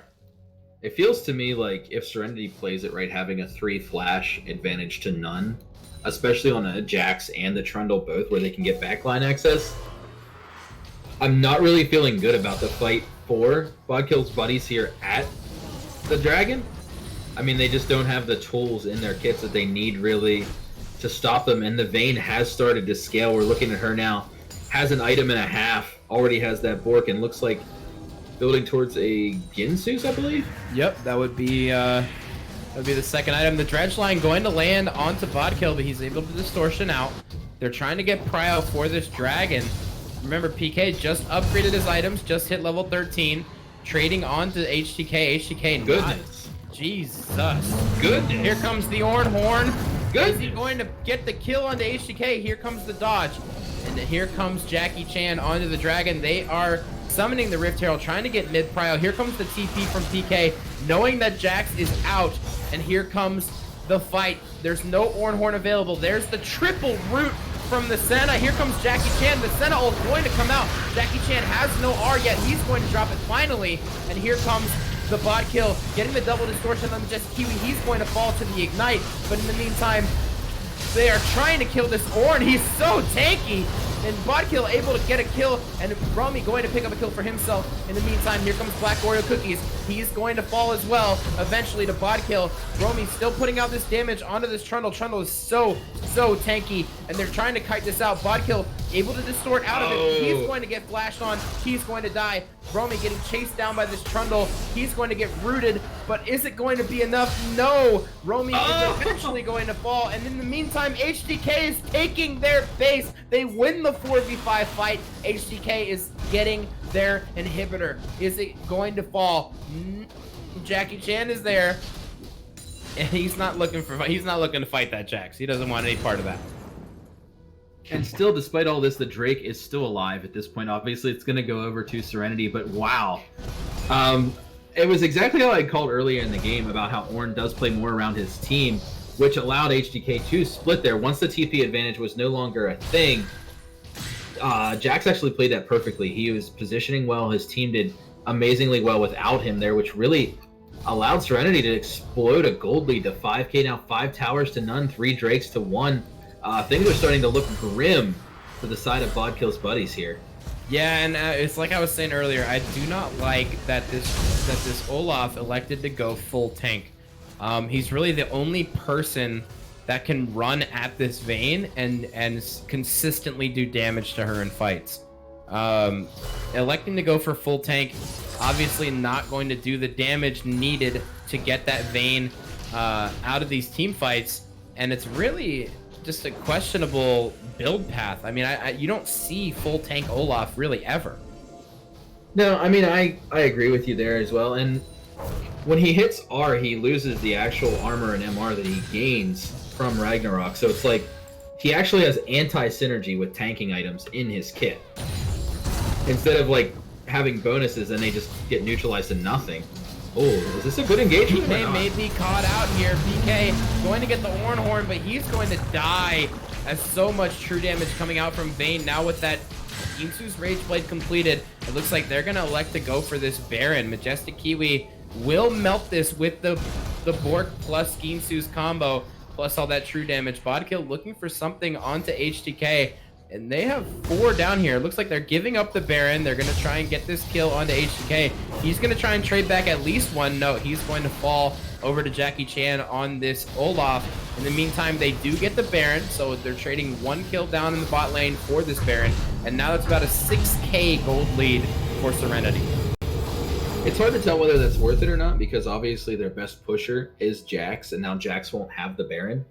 So if they can kind of hold them off here, it's not the end of the world. So we'll have to see. It's going to be interesting to see how this plays out, whether the Baron give was the right play or not. I kind of feel like it was more of a desperation play than a calculated play, but I think it might be one that actually does work out well for them, as long as they play as a team here. Right. I mean, the whole Swain Senna thing is kind of over now. Like, the lane dominance of that is over. We saw that Senna did not get a bunch of stacks during the lane, so that's over. So we need them really to find ways to anti-siege and do really well at the towers and stuff here. Since your bot lane's kind of irrelevant, and your top lane's, you know, a dedicated tank, and your jungle built tank, we're basically putting all the pressure on the Bodkill here to get all the picks. I mean, they are 3, 4, and 6. So they have, you know, a couple items. They have 2, so they do some decent bursts. But there's a lot of pressure on this LeBlanc at this point in the game. Yeah, I would have to agree. It looks like they're looking for a bot lane siege here, and Bodkill's buddy's not really in position to contest this, and that's going to be a free tower. Oh, the dredge line just barely missing Elduan there, and they're going to look for more here. It looks like. Here comes the Orn Horn. He's going to hit 3. There's the ultimate from the Senna as well. Bodkill getting taken dangerously low. Going to get rooted up by Clancy. Clancy popping that stone plate, so tanky. In the meantime, Jackie Chan going to fall to Majestic Kiwi. Nobody doing any damage to this Vayne in these fights. She is shredding apart Bodkill's buddies in these tanks, and they are not going to be able to do anything to stop this push. HTK in the meantime dropping the emote, dropping the crying emote as he pushes these Nexus towers, and that's going to be a game 2 going over to Serenity. Yeah, they went for the cheese, and it didn't work out too well for them. They couldn't shut down the Vayne, and the Jax splitting with... I'd like to say that Jax here had a 2 out of 23 kill participation. So a big shout out there. Sometimes top lane brain works out that way. Yeah, it was a good game. Well played by Serenity. They're shoring up their mental.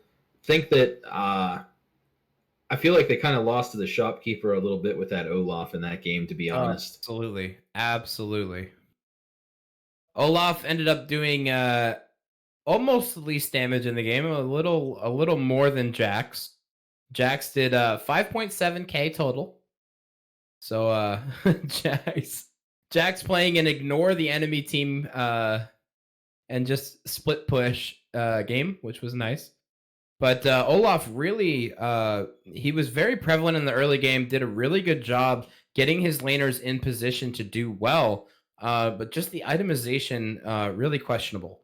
We'll see what they elect to do when we move into this game 3. Remember, Black Oreo Cookies will be subbing in as well for game 3, so no 2 chains coming back. But we're going to move into game 3 here in just a couple minutes, guys. Don't go anywhere.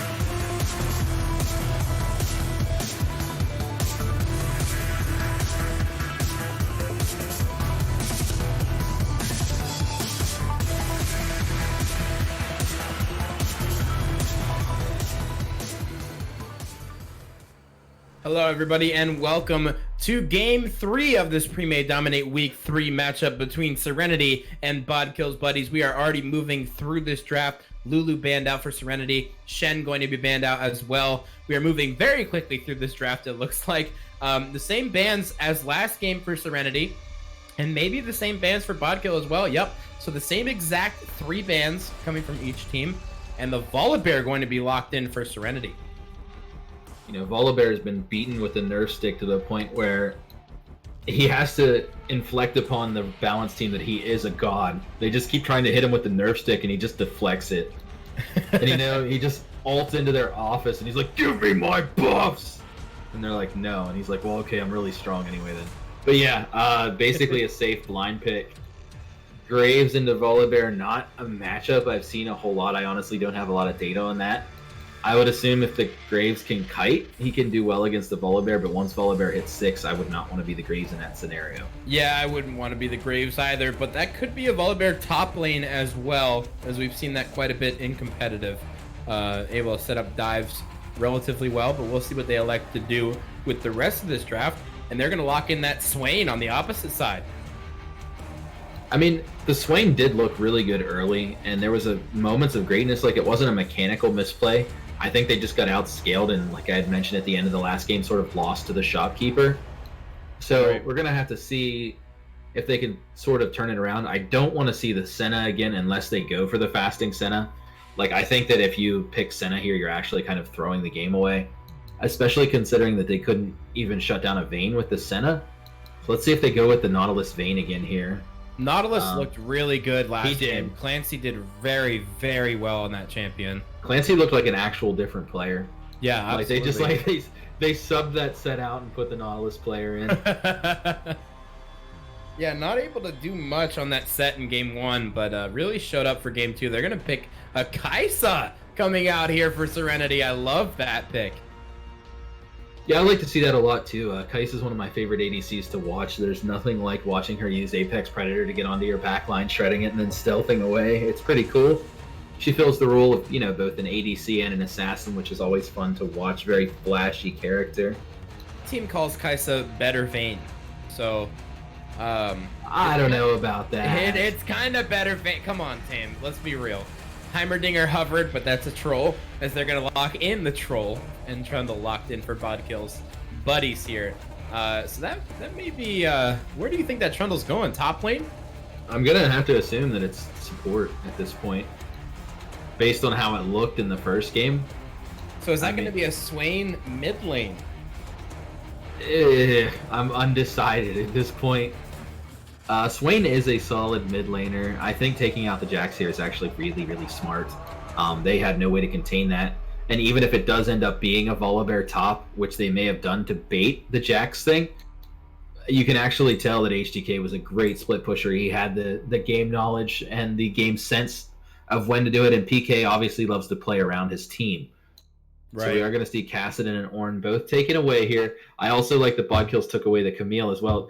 The 3 prominent out of 4 split pushers are basically taken away now. You know, and obviously Correct. the 4th would be Tryndamere, and then you have the sort of Yorick, but Yorick is very, very easily shut down compared to... He's kind of a niche pick, right? Yeah, exactly. Compared Yeah. to like Camille, Jax, Fiora, and Trin, he's A much easier to shut Aphelios down. locked in. We're about to see 200 years of I don't battle. know. It's about 194 years now. He just ate some serious nerfs in 10-15. I don't know, man. They didn't seem that serious to me. I mean, he still has his white gun, and his white gun still is busted. So it is what it is. Darius locked in for Serenity. So another decently large man, able to Decently, what? Yeah, he's A been playing. decently large man. He's been playing decently large men each game. Let's backtrack here for a second, okay? Darius is huge. Yes, Darius is a decently large man. No, Jax, he's massively large. Jax is a decently large man. Darius's neck is as thick as my torso, bro. I don't know why Draven's so much smaller than him, and they're brothers. You know, it's like he got the short end of the stick. He there got on all the chat. He got all the chat energy, and then Draven just took all the rage. Yeah, Draven's like the little Napoleon of the Brotherhood there. Urgot, no way is that gonna get locked in. Okay, I was about to say. That's the BM hover. That's PK's signature pick is the Urgot. So let me ask you this question, okay? What is going on with these two drafts? Graves mid was good until his Q got gutted. It Right. was actually becoming really prevalent. LS was playing it on stream.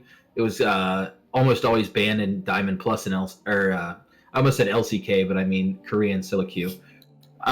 So I don't think that they're sending the Graves mid. If they do, it's a bad read on the meta. I think it must be Swain mid, right? It almost has to be. It has to be. Yeah, and I mean Serenity's team comp is a little more standard here. We can basically tell you where all of that's going just by looking at it. But I mean, so I'm gonna go ahead and guess Wukong top, Okay.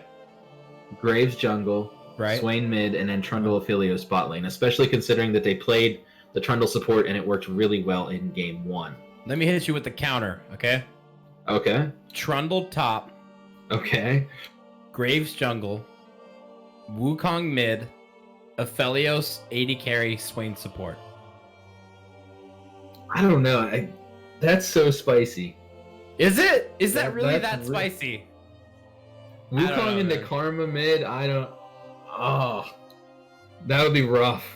Yeah, it would be kind of rough. You wouldn't get like any farm. But I mean, the fact that we're discussing this means that both teams have pretty interesting drafts and they are drafting some flexibility. And I think that you really do have to draft at least one flex pick in the current meta. You don't have to, make your whole draft a flex, but at least like one thing that can go somewhere else, especially if it is your opening pick, which was something that they did here. Right. And I feel like this Volibear against this Graves is going to be a really interesting matchup, especially in the early game when we move into these 2v2s. Depending on who's going top lane, it's going to be really hard for them to 2v2 out a Darius Volibear combo in the early game. Yeah, I mean, that is just disgusting. If Volibear can land his E and Darius gets like a single pull, that's a dead super top. Yeah, that's a dead super top indeed. Oh, goodness gracious. This game is looking to be a spice fest. Remember, guys, this is game 3. This is the deciding game of this 3-game series. We have a very spicy draft. We're going to see who's going where in just about 10 seconds here. And I will let you guys know what is happening. And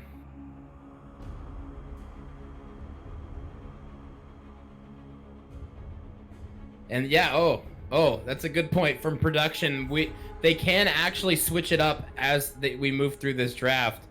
And so far, Wukong's going top. So I was wrong. So far. Could be switched. Yeah, I think the Wukong is basically locked top because of the Karma. A Wukong mid into a Karma basically could not farm. Yeah, it would be really, really rough.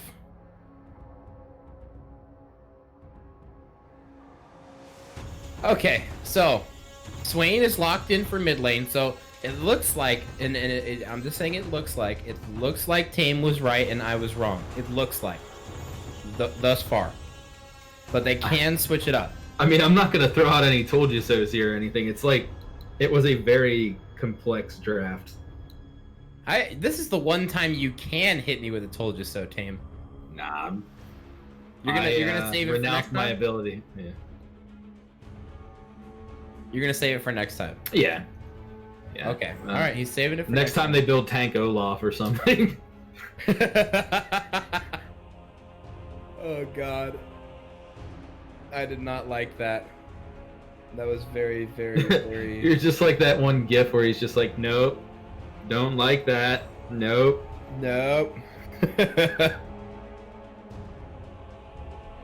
Yeah, This will is, be my first time casting in Aphelios Trundle lane, so that's going to be very me too. interesting for Me here. too.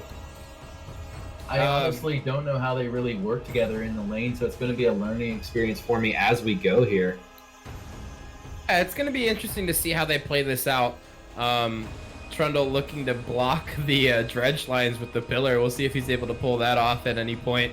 But we are going to cut to a break for the spectator delay. So we'll be back in just about 3 minutes, guys. So don't go anywhere. We got game 3 of this Premade Dominate coming up.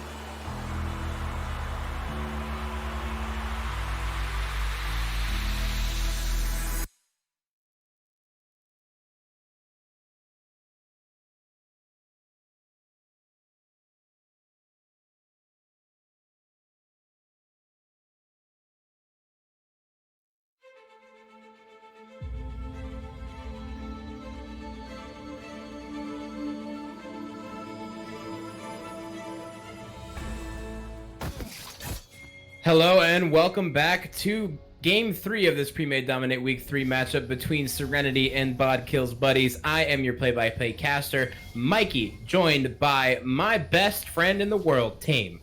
How you doing today, Tame? I'm doing great. Every single game, you find a new, obscenely ridiculous way to introduce me, and I kind of love it. As we do see Serenity here gathering up. It looks like they're going to try to cheese the red. Or maybe not. This Black Oreo cookie's gonna maybe going on here. All right, they're gonna reset. Yeah, I was gonna say. I guess they decided otherwise. Although there was no ward, so I think they actually had a pretty good chance at getting it. Yeah, potentially. Jackie Chan electing to go for that ignite on Graves with the PTA or with the fleet footwork as opposed to taking phase rush against this Volibear, who has his PTA. It's a little interesting rune choice there, as phase rush has kind of been the prevalent rune choice on that champion. The one thing I worry about immediately right off the bat for Serenity is that HTK has the Flash Ghost on Darius, which is correct.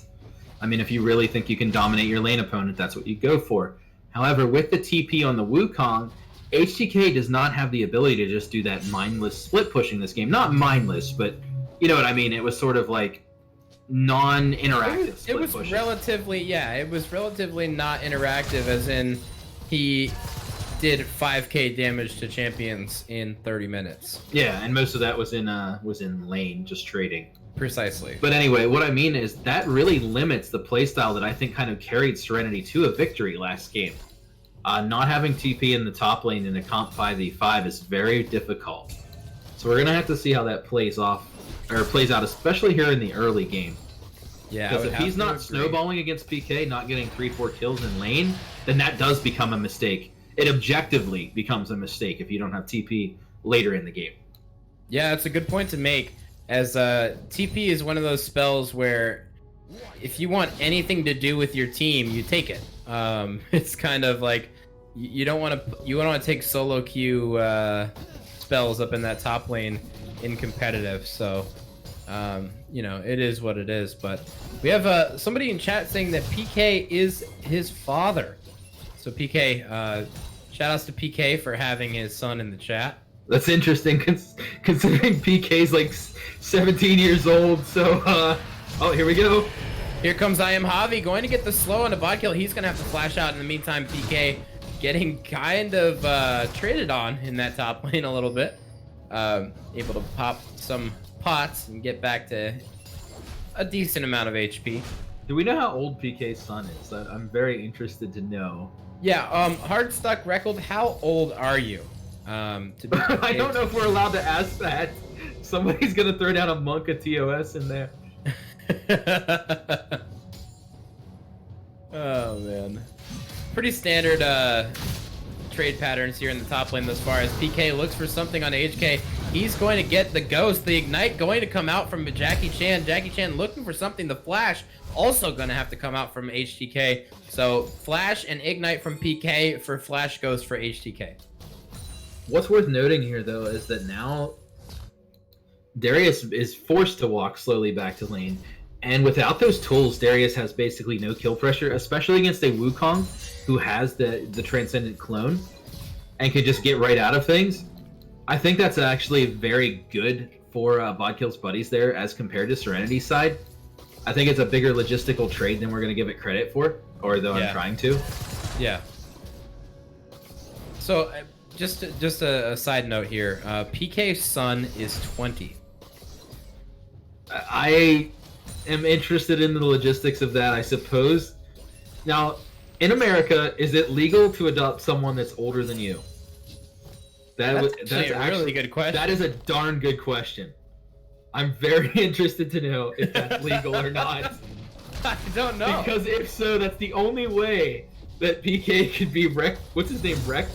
Hardstuck Reckled. Hardstuck Reckled. That's the only way that could be PK's son. Are you able to? You can't adopt if you're under 18, right? I mean, that's the main rule we're looking at, right? Like, so what we're PK saying is and we HK. demand answers.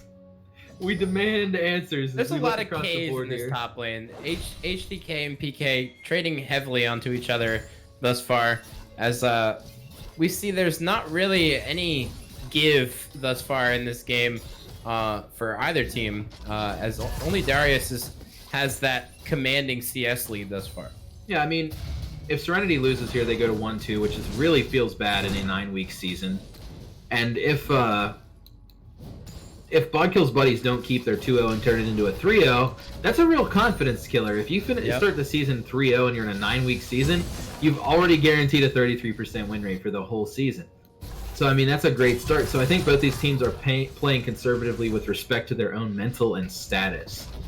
Now, yeah, I would have to agree. Here comes the root, however, onto Majestic Kiwi, and the pillar going to fall as well, and the dragon actually going to go over to Serenity.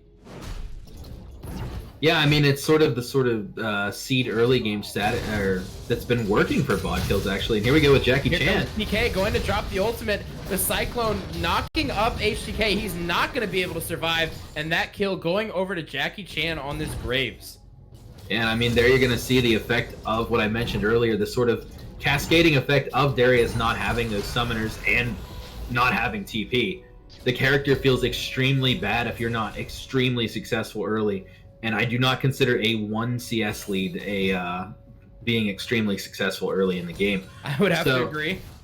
The Darius is definitely going to need to find a way to snowball, because even though he has great ratios and stuff, Darius later game becomes more of sort of a hard to kill.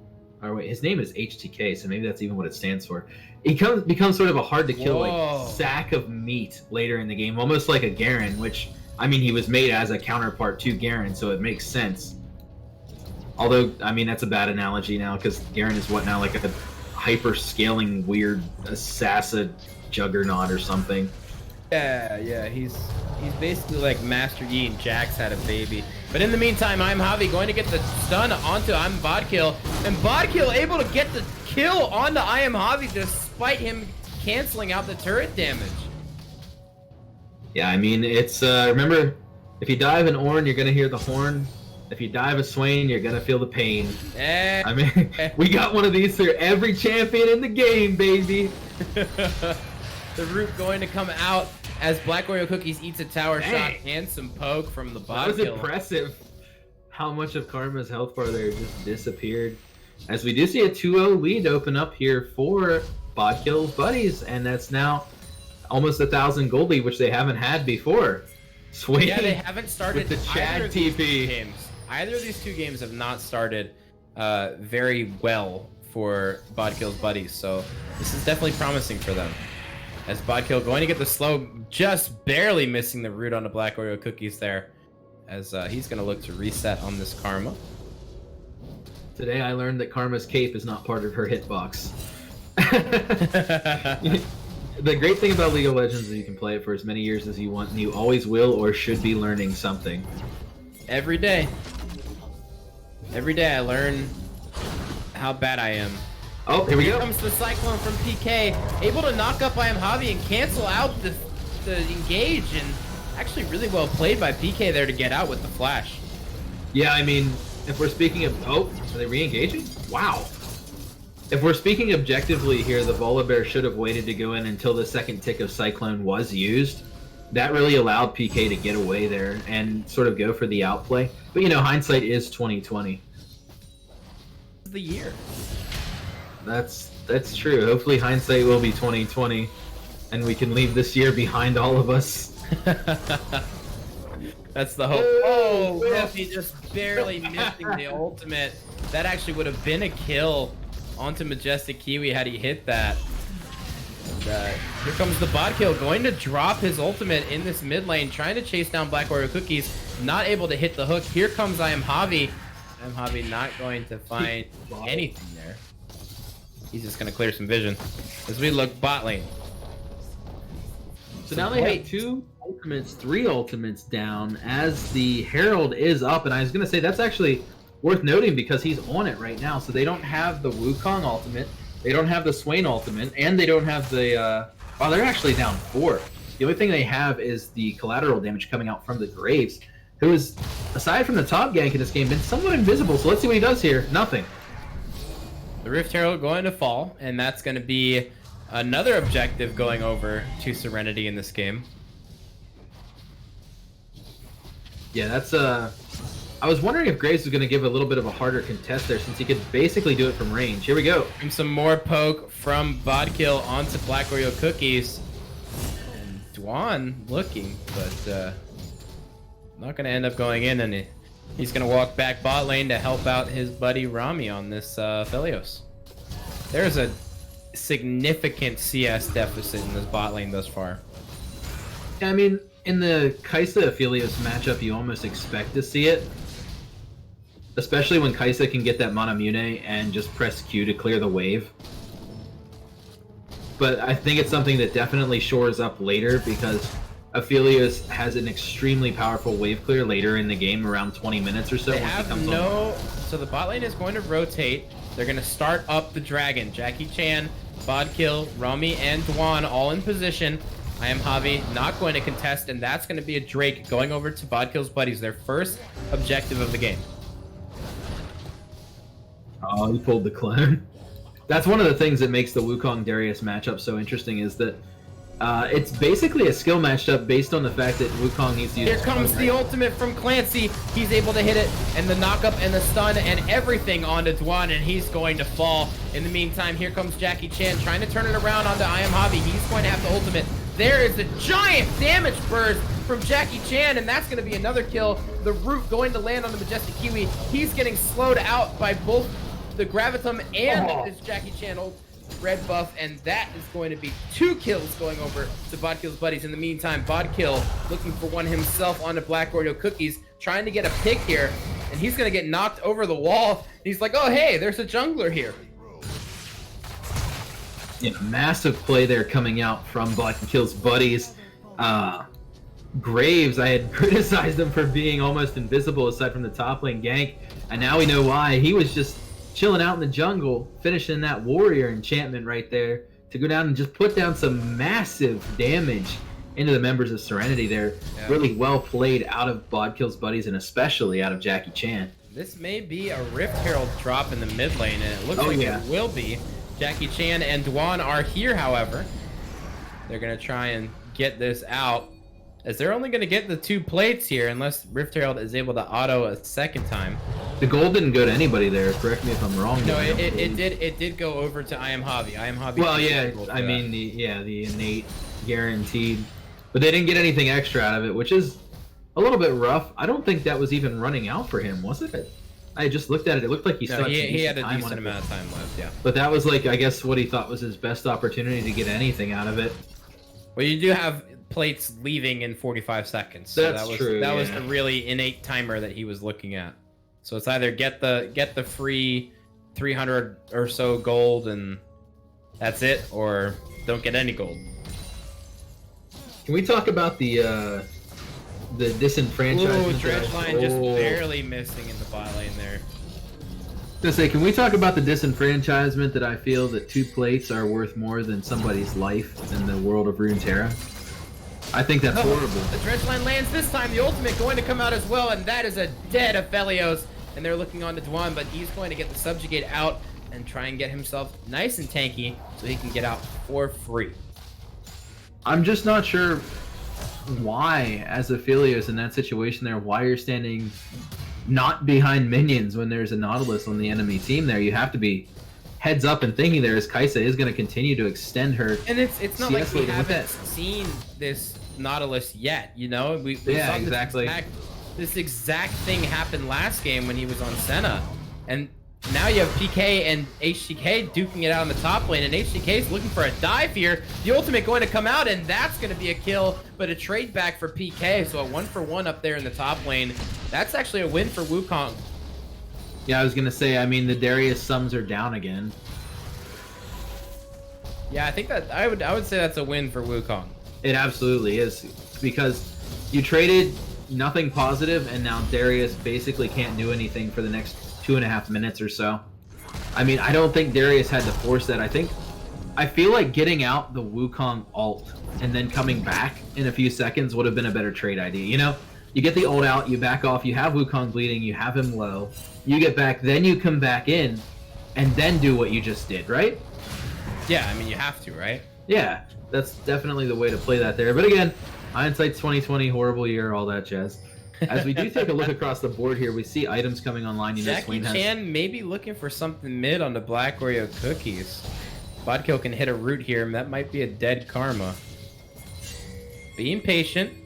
Clancy is rotating. He's going to find Jackie Chan chilling in the bush. Here comes the slow out from Swain. Clancy going to have to flash to safety.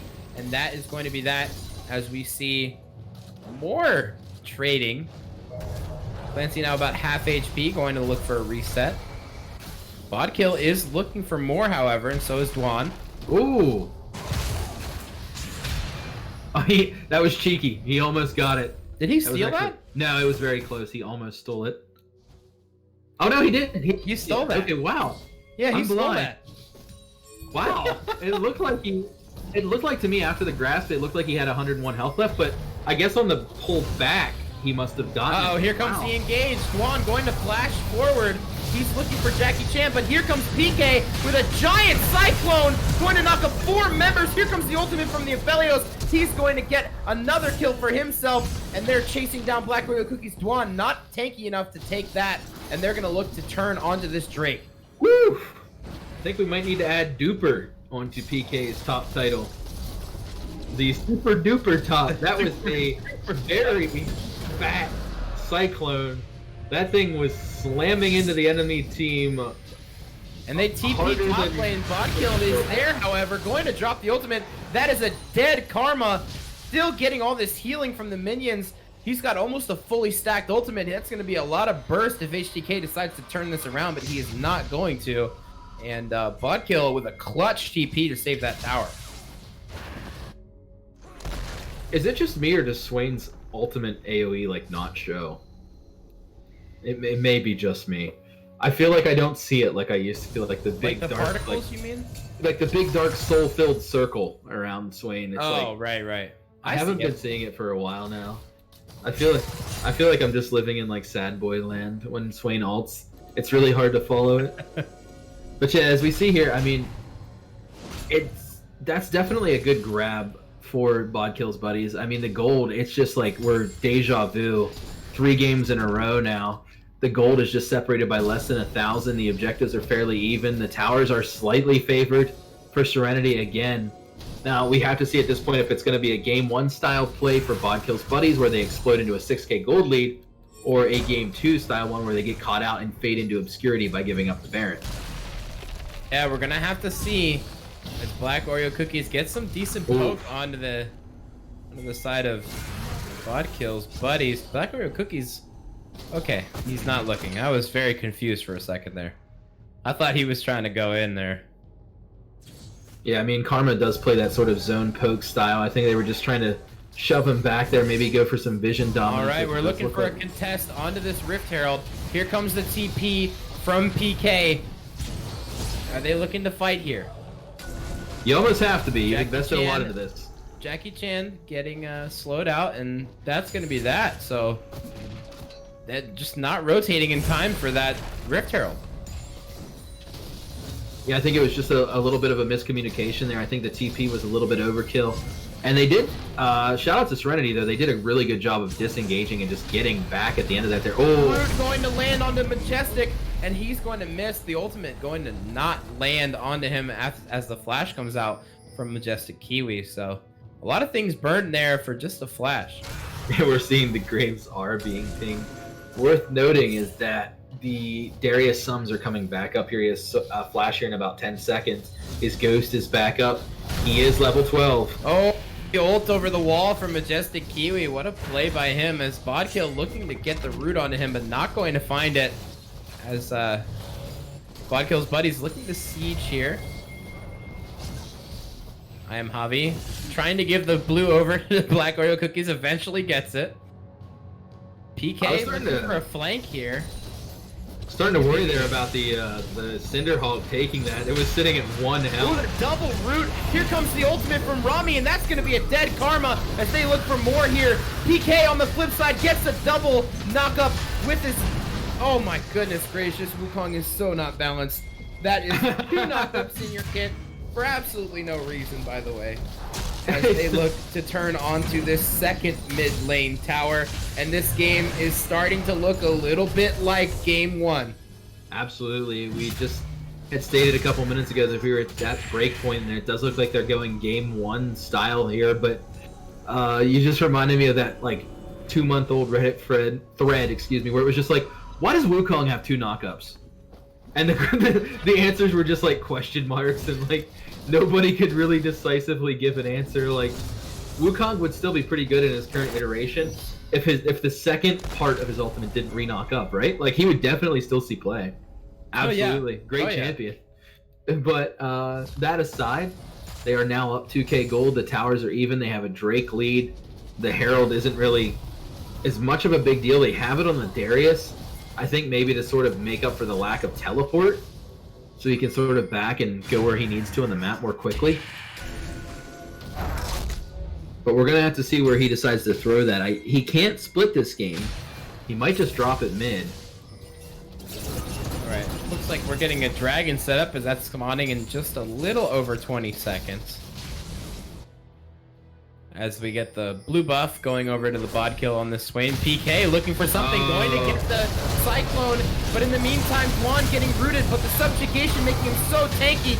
And in the middle, here comes Majestic Kiwi. On the flip side, look at all the damage coming out from Majestic Kiwi on this Kaisa. The roof going to fall onto Bodkill, but Bodkill is going to drop Majestic Kiwi. What a play by him. Black Royal Cookies trying to get the root onto Jackie Chan. Jackie Chan eventually going to fall, and that's a shutdown for Majestic Kiwi. What an ultimate by the Kaisa.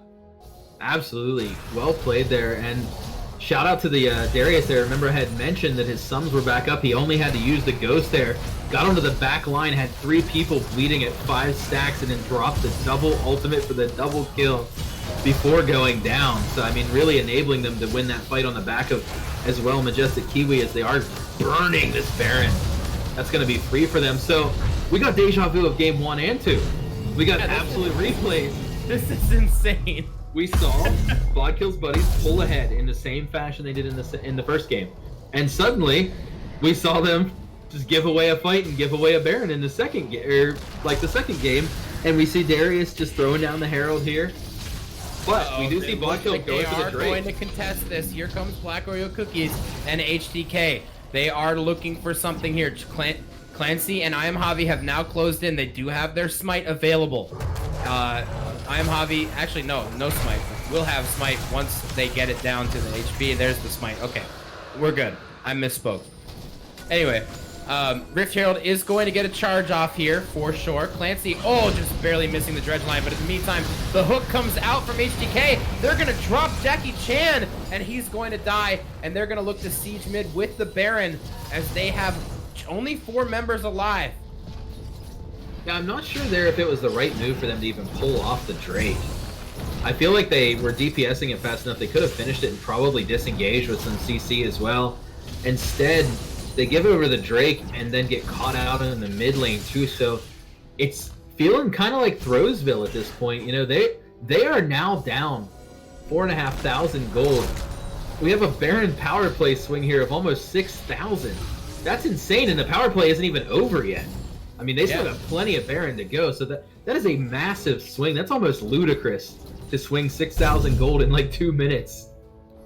Another interesting thing to note, Ophelio's still sitting on only 1 item, whereas Kaisa is Kaisa is 3 items now. Yeah, I mean, when you're losing farm by almost 70, and you're starved out of, you have 1 less kill and 1 less assist as well, and let's not forget that his build is much more expensive. The Muramana is one of the cheaper items to build. So, I mean, that gives Kaisa a massive advantage. And now that whatever. It's a Muramana now. It started off as a Manamune. That's what I was trying to say. It's already finished. Game 3, man. Yeah. We're at that point in the series. But Kaisa is up 3K against Aphelios as of right now, so a giant gold lead on the 80 carry right now. As they look to get even more with this Baron buff, that's going to be expiring relatively soon. I don't know exactly how long it is, though. We're looking at just about 5 seconds left that they're wearing purple. Yeah, 4, 3, 2, 1, and it should be pulling off about now. Wow, I am bad at math. There it is. I can't count, but I was elected to speak as a caster, not to mathematique.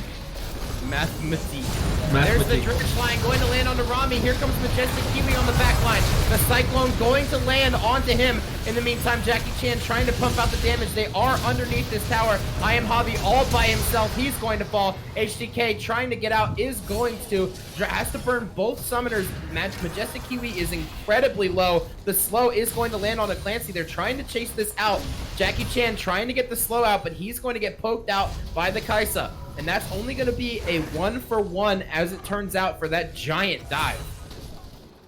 Yeah, we're just at the point now where because Romy bought the Executioner's Calling, I mean, they have 3 of them, and I see why they have 3 of them. It's effective against, you know, Darius, Voli. It's effective against, at this point, Kaisa as well. So it's rough because your your Aphelios is already behind.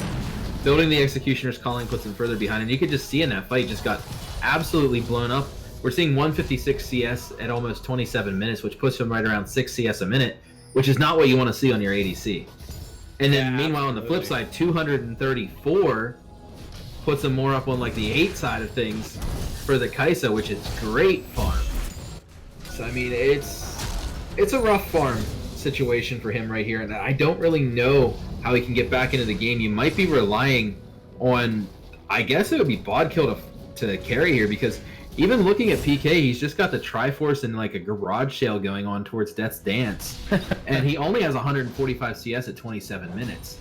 So I mean, it's even a more dire situation than the Aphelios, but Wukong kind of has that always relevant R button, where you know he could have no items and still press R and do at least something. So I really don't see how they get back in the game here unless like the Swain just pulls like a triple kill or something, or maybe through the theft of some objectives, or maybe, you know, the Fnatic Death Bush or something. The door is definitely closing on their hopes and dreams here in this series. Oh, the Dredge line just lands onto the clone. Here comes Duan trying to chase out HTK, but they're not going to be able to find anything. In the meantime, here comes Duan dropping that subjugation onto the Volibear. Not very tanky anymore. The root going to land on the Majestic Kiwi. PK trying to get the Cyclone, going to land it on the Black Oreo Cookies. But in the meantime, their backline is getting decimated by Clancy and HTK as they try to kite this out. PK going to fall eventually. He's going to... A double kill from Javi with the ultimate. And they're trying to get even more as Bodkill misses the root. Jackie Chan trying to get out.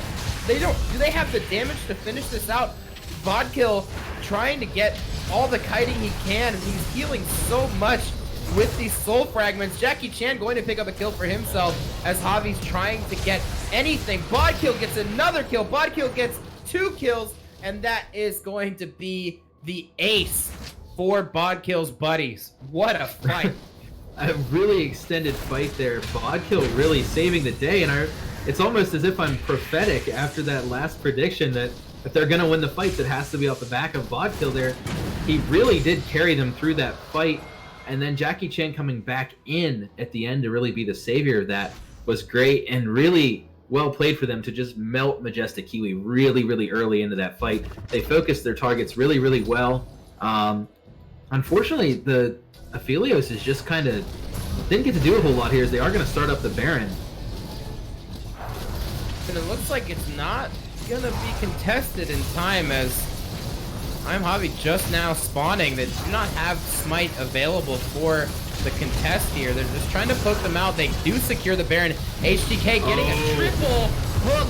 And in the meantime, PK trying to ult in the backline, and that's going to be a kill for Rami on this Aphelios, but he's going to fall as well as they get another kill, and Jackie Chan trying to get out with his life. Majestic Kiwi poking them out, gets a double kill for himself as they look to push the base down. This game is just my heart. I think I've gained like 30 points of blood pressure during this one. This is an obscenely intense game. I don't think the Baron was worth it. I mean, a 3-item Darius just running into the Baron pit and destroying you as their inhibitors are going to fall here. We got minions pouring into the base. We got, what, one person wearing purple, but what's purple going to do when your curves are bleeding red? From the Nautilus, the dredge line is going to come as well. No, it's not.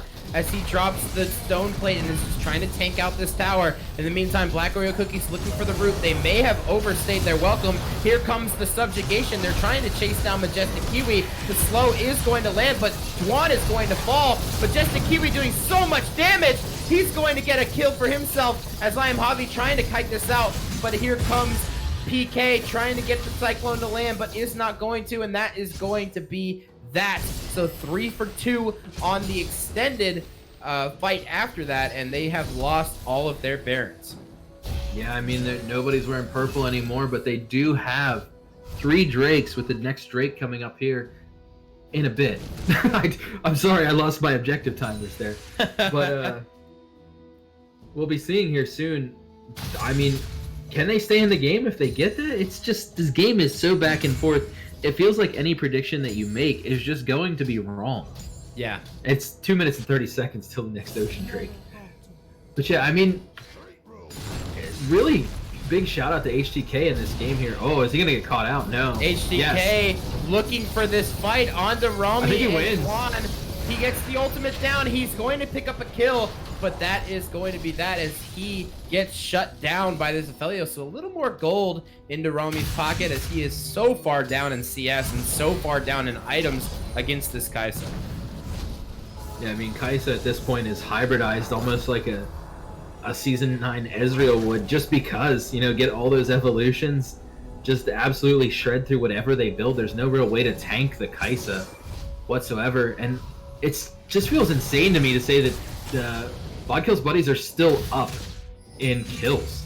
Doesn't that just feel like surreal to say? It feels very strange, yes. Yeah, it's a really weird feeling here, and but if you think we're stressed out, imagine how PK's son in chat feels. Yeah, I was told that there's no dinner coming to the table tonight unless PK wins. Very unfortunate situation, but it's actually the National Foundation of Pausing the Game has said that, yeah, we're actually negotiating right now. If PK doesn't win, his son does not get dinner tonight. Guys, the reason for the pause is because I am trying to make sure that PK feeds his family, okay? So just give us a little bit. It looks like PK has confirmed that he is going to feed his family this evening, going to Little Caesars, going to grab a $5 pizza. So good on him, going to feed his family tonight, no matter the outcome of this Game 3. I mean, that's a doting father right there. You gotta love pauses at 32 minutes into the game. It's probably my favorite thing. And it looks like we're getting to resume, so here we go, guys. Game 3. This is winner takes all for the record books. If Bod and his team win this one, they go to 3-0 in the season, and it's a 9-week season, so that's, as you said earlier, 1/3 of the wins already that you need. Whereas Serenity looking to pick up their second win of the season, move to 2-1, as that would be a nice boost to their confidence and to their ego. Yeah, I mean, nobody wants to start out their season 1-2 either, so they're definitely going to be playing a little harder here. I was actually informed by Twitch chat, thank you, that this is a winner-take-all match in the stakes of all, like everything, as in the whole planet, apparently. I think Twitch chat is going a little bit neurotic at this point. We're deep into Game 3 territory. Oh, they are looking here, but they've been spotted out, so I don't think this is the last fight that they want here. I think they're going to kind of not reset, but sort of regroup and pick another angle in this fight. We're trying to see here if the Kai'Sa can Flame Horizon the Aphelios. We're 3 CS off of a Flame Horizon at this point. So it looks like we may get it, which is the first time I've seen this in a high elo game in a very long time. It's gonna be pretty intriguing as they look to take this just taking the Drake. They get it for free. To anyone who doesn't know, a Flame Horizon is when you beat your lane opponent by 100 CS or more. Popularized by the top laner Flame from Korea, who was known as being the best CSer in the world for 2 years. He played on FlyQuest and did pretty good in America as well. Ended up back in Korea, played on Dom1 Gaming, I believe, as a substitute. But yeah, that's a little piece of League of Legends history for you there on what Flame Horizon means. You don't really ever see it in amateur. No, it's become so rare. Because back in the day, CSing was actually like a skill, and now it's like, it's still a skill, but it's more like a default part of playing League of Legends. Like if you're not playing at least at 6-7 CS a minute, what are you doing? Whereas back in the day, CSing used to be part of something that you had to focus on, as player skills have developed differently as the game ages. For sure. This game is really stressing me out. Yeah, I'm just on a razor's edge here waiting for the next thing to go. I mean, oh jeez. Even watching Kaisa hit with the W there. The red inhibitor has respawned, and they're looking to siege down these inhibitor towers and these inhibitors. And we're to the point in the game where the gold doesn't even really matter. I mean, even Aphelios is at 3 completed items at this point. So his 200 years are all stacked up. 20 decades of power. They're going to start the Baron. Let's see if they get it. Turned onto the Baron as Serenity trying to get this out. They're going to look to come off of it as they know that Jackie Chan has 2 levels on I Am Javi. That's going to be not quite a 50-50, more like a 42-58. Those are very specific and very precise odds, but they're getting back on it here. Yeah, they're back on it. They spot them out with the Scrying Orb, and here comes PK, looking for a Cyclone engage. Bodkill just barely missing the hook. Here comes HDK. The Cyclone going to land on the 3 members. Bodkill healing up so much from this ultimate. He's trying to get away from HDK. HDK trying to drop the ultimate, is going to land it as the guillotine does hit him. And I Am Javi trying to tank out all this damage. Juan trying to tank out as much as he can as well. Romy just trying to put out damage, but just doesn't have it. He's only level 15 on this Aphelios, and they are looking to turn even more as he blocks. I knew that was going to happen at some point. I Am Javi flashing forward, just gets the shield on himself. The triple hook from HTK is going to land. Romy just trying to put out damage. He is melting the enemy team. He's finally going to get some kills under his belt. He's got red and white. He's coming after Clancy. Black Oreo Cookies is going to hit the Q. He is going to die. Jackie Chan is the only one alive for Bodkill's buddies. And Black Oreo Cookies on the flip side trying to push down mid lane, trying to take this inhibitor as Jackie Chan is looking to reset. What a game. Goodness me. I remember saying that this fight was going to be on the back of, or this game was going to be on the back of Bodkill. It really was in that fight, but not in the way you want to see. I mean, he was the first one engaged on there. Oh, goodness. He just wins this here. Well, Karma's Here comes really PK. bad. There's the Cyclone once again, and that is a dead Karma. And they might look to do Baron themselves. And why not, right? I mean, they got double death stance. They have the sustain to be able to do it as a duo. But it'll be a 4v2. Kaisa is the only one alive on the enemy team right now. And the other members are going to be rushing to get to Baron as they started up for Bodkill's buddies. Bodkill looking to find a route onto Majestic Kiwi, not going to land it, however, and they are melting this Baron. Bodkill's buddies may just secure this before they even get there, but here comes I Am Javi. He's trying to get there in time, but no, he's not. He's going to drop the ultimate though, and here comes the team fight. Majestic Kiwi gets ulted on. He's going to die, and here comes HTK dropping the Noxian guillotines down. He's not going to be able to do enough as Rami picks up the kill for himself, and PK and squad are able to almost wipe the enemy team, and they are looking to push down this mid lane. How the hell is this happening? What is this game? This is one of the best games I think I've ever cast. I'm being dead serious. I've been doing this for a couple years now. And this is amazing. The back and forth here, what's going on, how close this is. Less than 500 gold separates the teams here. and I'm not even gonna say that they end here until I'm too scared to commit. I don't Romy think does have the chakrams available, is melting these towers. He's going to get, oh my goodness, Jackie so Chan much has no mana. damage onto Clancy. Jackie Chan, no mana, Bodkill trying to do They got it, they got it. And it looks like they're gonna end. Game 3 goes over to Bodkill's buddies. Wow, what a game. Wow. I gotta keep it PG, so I'll just leave it at holy guacamole. Congratulations there to Bodkill's buddies on cleaning up the game 3 with a 400 gold lead at the end. 3 Drakes to 3, 5 kills separating the teams, 2 towers separating the teams at the end of that.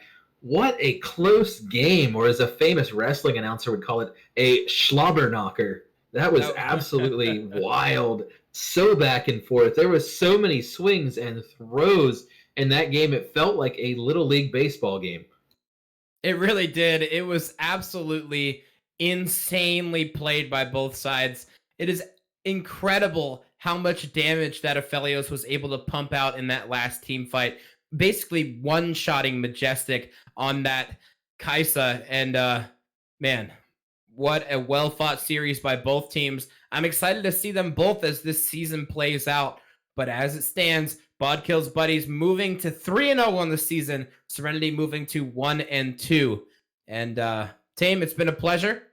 We're gonna throw a big old shout out to Rando Joe behind the scenes on the production, keeping us looking nice and looking pretty. But thank you all so much for tuning in and watching this Dominate Premade Week 3 series. And we look to see you next time. I've been Mikey. And this is Tame. Have a good one, guys.